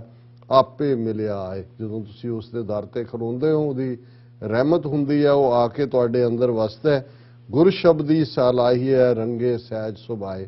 ਫਿਰ ਉਸ ਰੰਗ ਦੇ ਅੰਦਰ ਤੁਹਾਡੇ ਅੰਦਰ ਸਹਿਜ ਭਰ ਜਾਂਦਾ ਹੈ, ਤੁਹਾਡੇ ਅੰਦਰ ਉਸ ਦੀ ਸਲਾਹਤਾ, ਉਸ ਦਾ ਗੁਣ ਗਾਇਨ ਤੁਸੀਂ ਉਹਦੀ ਬਖਸ਼ਿਸ਼ ਦੇ ਨਾਲ ਕਰਦੇ ਹੋ। ਸੱਚਾ ਸੱਚ ਸਮਾਇਆ ਮਿਲ ਰਹਿ, ਨਾ ਵਿਛੜ ਜਾਏ। ਇਹ ਇਵੇਂ ਹੀ ਹੈ, ਜਦੋਂ ਗੁਰੂ ਮਿਲ ਜਾਂਦਾ ਹੈ ਤੁਹਾਡੇ ਅੰਦਰ ਸੱਚ ਦਾ ਬੀਜ ਆ ਜਾਂਦਾ ਹੈ। ਵਾਹਿਗੁਰੂ ਆਪ ਸੱਚ ਹੈ, ਸੱਚ ਦੇ ਨਾਲ ਸੱਚ ਸਮਾ ਜਾਂਦਾ ਹੈ ਔਰ ਇਹੀ ਆਪਸੀ ਮਿਲਾਪ ਹੈ। ਜੋ ਕਿਛ ਕਰਨਾ ਸੋ ਕਰ ਰਿਹਾ, ਅਵਰ ਨਾ ਕਰਨਾ ਜਾਏ। ਚਿਰੀ ਵਿਛੁੰਨੇ ਮੇਲਿਅਨ, ਸਤਿਗੁਰ ਪੰਨੇ ਪਾਏ। ਆਪੇ ਕਾਰ ਕਰਾਏ ਸੀ, ਅਵਰ ਨਾ ਕਰਨਾ ਜਾਏ। ਕਿ ਜਦੋਂ ਤੁਸੀਂ ਉਸ ਵਾਹਿਗੁਰੂ ਦੇ ਨਾਲ ਜੁੜ ਜਾਂਦੇ ਹੋ ਤੁਹਾਨੂੰ ਇਸ ਗੱਲ ਦੀ ਸਮਝ ਆ ਜਾਂਦੀ ਹੈ ਕਿ ਉਹੀ ਕਰਨ ਕਾਰਨਹਾਰ ਹੈ, ਤੁਹਾਡੇ ਹੱਥ ਕੁਛ ਨਹੀਂ ਹੈ। ਔਰ ਇਹ ਤੁਹਾਡਾ ਮਿਲਾਪ ਚਿਰੀ ਵਿਛੁੰਨੇ, ਜਦੋਂ ਅਸੀਂ ਇਹ ਕਹਿੰਦੇ ਹਾਂ ਕਿ ਇਸ ਮਨ ਕੋ ਜਨਮ ਜਨਮ ਕੀ ਮਲ ਲਾਗੀ, ਕਾਲਾ ਹੋਆ ਸਿਆਹੋ। ਤੇ ਰੱਬ ਦੀ ਰਹਿਮਤ ਦੇ ਨਾਲ ਜਦੋਂ ਤੁਸੀਂ ਚਿਰੀ ਵਿਛੁੰਨੇ, ਜਿਹੜਾ ਇੱਕ ਵਿਛੋੜਾ ਸੀ ਰੱਬ ਤੋਂ ਪਿਆ ਹੋਇਆ ਰੂਹ ਦਾ, ਉਹ ਵਿਛੋੜਾ ਮੁੱਕਦਾ ਹੈ ਤੇ ਸਤਿਗੁਰ ਇਹ ਹੁੰਦਾ ਹੈ, ਤੁਸੀਂ ਸਤਿਗੁਰ ਦੇ ਪੱਲੇ ਪੈ ਜਾਂਦੇ। ਪੱਲੇ ਪੈਣਾ ਕਿ ਤੁਸੀਂ ਸਤਿਗੁਰ ਦਾ ਦਾਮਨ ਫੜ ਲੈਂਦੇ ਹੋ ਕਿ ਨਹੀਂ ਮੈਂ ਹੁਣ ਕੋਈ ਹੋਰ ਮੇਰਾ ਦਰ ਨਹੀਂ ਹੈ, ਮੈਂ ਕਿੱਥੇ ਜਾਣਾ ਹੈ। ਆਂਚਲ ਗਹਿ ਕੇ, ਜਦੋਂ ਗੁਰਬਾਣੀ ਕਹਿੰਦੀ ਹੈ ਕਿ ਭਾਈ ਜਦੋਂ ਤੁਸੀਂ ਗਹਿ ਕੇ ਸਾਧਕਾ, ਤੁਸੀਂ ਰੱਬ ਦੇ ਪਿਆਰੇ ਦਾ ਪੱਲਾ ਫੜ ਲਿਆ ਵੀ ਇਹੀ ਮੇਰਾ ਰੱਬ ਦਾ ਘਰ, ਇਹੀ ਮੇਰਾ ਦਰ ਹੈ, ਤੇ ਫਿਰ ਜਿਹੜਾ ਅਲਟੀਮੇਟਲੀ ਆਪੇ ਕਾਰ ਕਰਾਏ ਸੀ, ਅਵਰ ਨਾ ਕਰਨਾ ਜਾਏ। ਆਪ ਹੀ ਗੁਰੂ ਸਹਾਈ ਹੁੰਦੇ ਨੇ। ਤੇ ਅਖੀਰਲੇ ਲਫ਼ਜ਼ਾਂ ਦੇ ਵਿੱਚ ਤੀਸਰੇ ਨਾਨਕ ਗੁਰੂ ਅਮਰਦਾਸ ਫਰਮਾਉਂਦੇ ਨੇ, ਮਨ ਤਨ ਰੱਤਾ ਰੰਗ ਸਿਉ, ਹਉਮੈ ਤਜ ਵਿਕਾਰ। ਅਹਨਸ ਹਿਰਦੈ ਰਵ ਰਹਿ, ਨਿਰਭਉ ਨਾਮ ਨਿਰੰਕਾਰ। ਨਾਨਕ ਆਪ ਮਿਲਾਇਨ, ਪੂਰੇ ਸ਼ਬਦ ਅਪਾਰ। ਕਿ ਜਦੋਂ ਅੰਦਰ ਉਹ ਵਾਹਿਗੁਰੂ ਆ ਕੇ ਵਸ ਜਾਂਦਾ ਹੈ, ਮਨ ਤਨ ਰੱਤਾ ਰੰਗ ਸਿਉ, ਹਉਮੈ ਤਜ, ਅੰਦਰੋਂ ਹਉਮੈ ਨਿਕਲ ਜਾਂਦੀ ਹੈ, ਵਿਕਾਰ ਨਿਕਲ ਜਾਂਦੇ ਨੇ, ਤਨ ਔਰ ਮਨ ਉਸ ਪਿਆਰੇ ਦੇ ਰੰਗ ਵਿੱਚ ਰੰਗਿਆ ਜਾਂਦਾ ਹੈ। ਅਹਨਸ ਹਿਰਦੇ, ਅਹਨਸ ਹੁੰਦਾ ਦਿਨ ਰਾਤ, ਦਿਨ ਰਾਤ ਫਿਰ ਤੁਹਾਡੇ ਅੰਦਰ ਉਸ ਵਾਹਿਗੁਰੂ ਦਾ ਸਿਮਰਨ, ਉਸ ਦੀ ਯਾਦ, ਉਸ ਦੀ ਇਬਾਦਤ ਉਹੀ ਚੱਲਦੀ ਹੈ। ਨਿਰਭਉ ਨਾਮ ਨਿਰੰਕਾਰ, ਉਹ ਵਾਹਿਗੁਰੂ ਨਿਰਭਉ ਹੈ, ਉਹ ਨਿਰੰਕਾਰ ਹੈ, ਉਸ ਦਾ ਨਾਮ ਹੀ ਤੁਹਾਡੇ ਅੰਦਰ ਵਸਦਾ ਹੈ। ਨਾਨਕ ਆਪ ਮਿਲਾਇਨ, ਪੂਰੇ ਸ਼ਬਦ ਅਪਾਰ। ਕਿ ਉਹ ਸ਼ਬਦ ਅਪਾਰ ਇਨਫਿਨਿਟ ਹੈ, ਉਸ ਦਾ ਕੋਈ ਪਾਰਾਵਾਰ ਨਹੀਂ ਹੈ। ਤੇ ਤੀਸਰੇ ਨਾਨਕ ਗੁਰੂ ਅਮਰਦਾਸ ਫਰਮਾਉਂਦੇ ਨੇ ਕਿ ਆਪ ਹੀ ਬਖਸ਼ਿਸ਼ ਕਰਕੇ ਉਹ ਵਾਹਿਗੁਰੂ ਆਪਣੇ ਨਾਲ ਮਿਲਾ ਲੈਂਦੇ ਨੇ। ਇਹ ਅੱਜ ਦਾ ਵਿਚਾਰ ਜੀ। ਡਾਕਟਰ ਸਾਹਿਬ ਤੁਹਾਡਾ ਬਹੁਤ ਬਹੁਤ ਸ਼ੁਕਰੀਆ, ਤੁਸੀਂ ਅੱਜ ਐਵੇਂ ਸ਼ੁਰੂ ਚਾਹੀਦਾ ਦਾ ਵਿਚਾਰ ਸਾਡੇ ਦਰਸ਼ਕਾਂ ਨਾਲ ਸਾਂਝਾ ਕੀਤਾ। ਸੋ ਇਸ ਤਰ੍ਹਾਂ ਵਾਲੇ ਵਿਊਜ਼ਰਾਂ ਨੇ ਲੈਣੇ ਇਜਾਜ਼ਤ। ਵਿਊਅਰਸ, ਸਾਡੇ ਪ੍ਰੋਗਰਾਮ ਦਾ ਸਮਾਂ ਇੱਥੇ ਸਮਾਪਤ ਹੁੰਦਾ। ਤੁਸੀਂ ਆਪਣੀ ਰਾਏ ਤੇ ਸੁਝਾਅ ਸਾਨੂੰ ਭੇਜਣਾ ਭੁੱਲਣਾ ਸਾਡੇ ਇਸ ਪਤੇ ਤੇ sos@tv84.tv ਤੇ ਅਸੀਂ ਆਪਣਾ ਪ੍ਰੋਗਰਾਮ ਲੈ ਕੇ ਫਿਰ ਦੁਬਾਰਾ ਤੁਹਾਡੇ ਸਾਹਮਣੇ ਹੋਵਾਂਗੇ। ਤਦ ਤੱਕ ਲਈ ਮੈਨੂੰ ਤੇ ਪੰਨਾ ਸੁਣਾ ਗਿਆ ਤੋਂ ਦੇਖਦੇ ਰਹੋ TV84। ਬੁਲਾ ਦਿਓ ਫਤਿਹ। ਵਾਹਿਗੁਰੂ ਜੀ ਕਾ ਖਾਲਸਾ, ਵਾਹਿਗੁਰੂ ਜੀ ਕੀ ਫਤਿਹ। ਰੱਬ ਰਾਖਾ।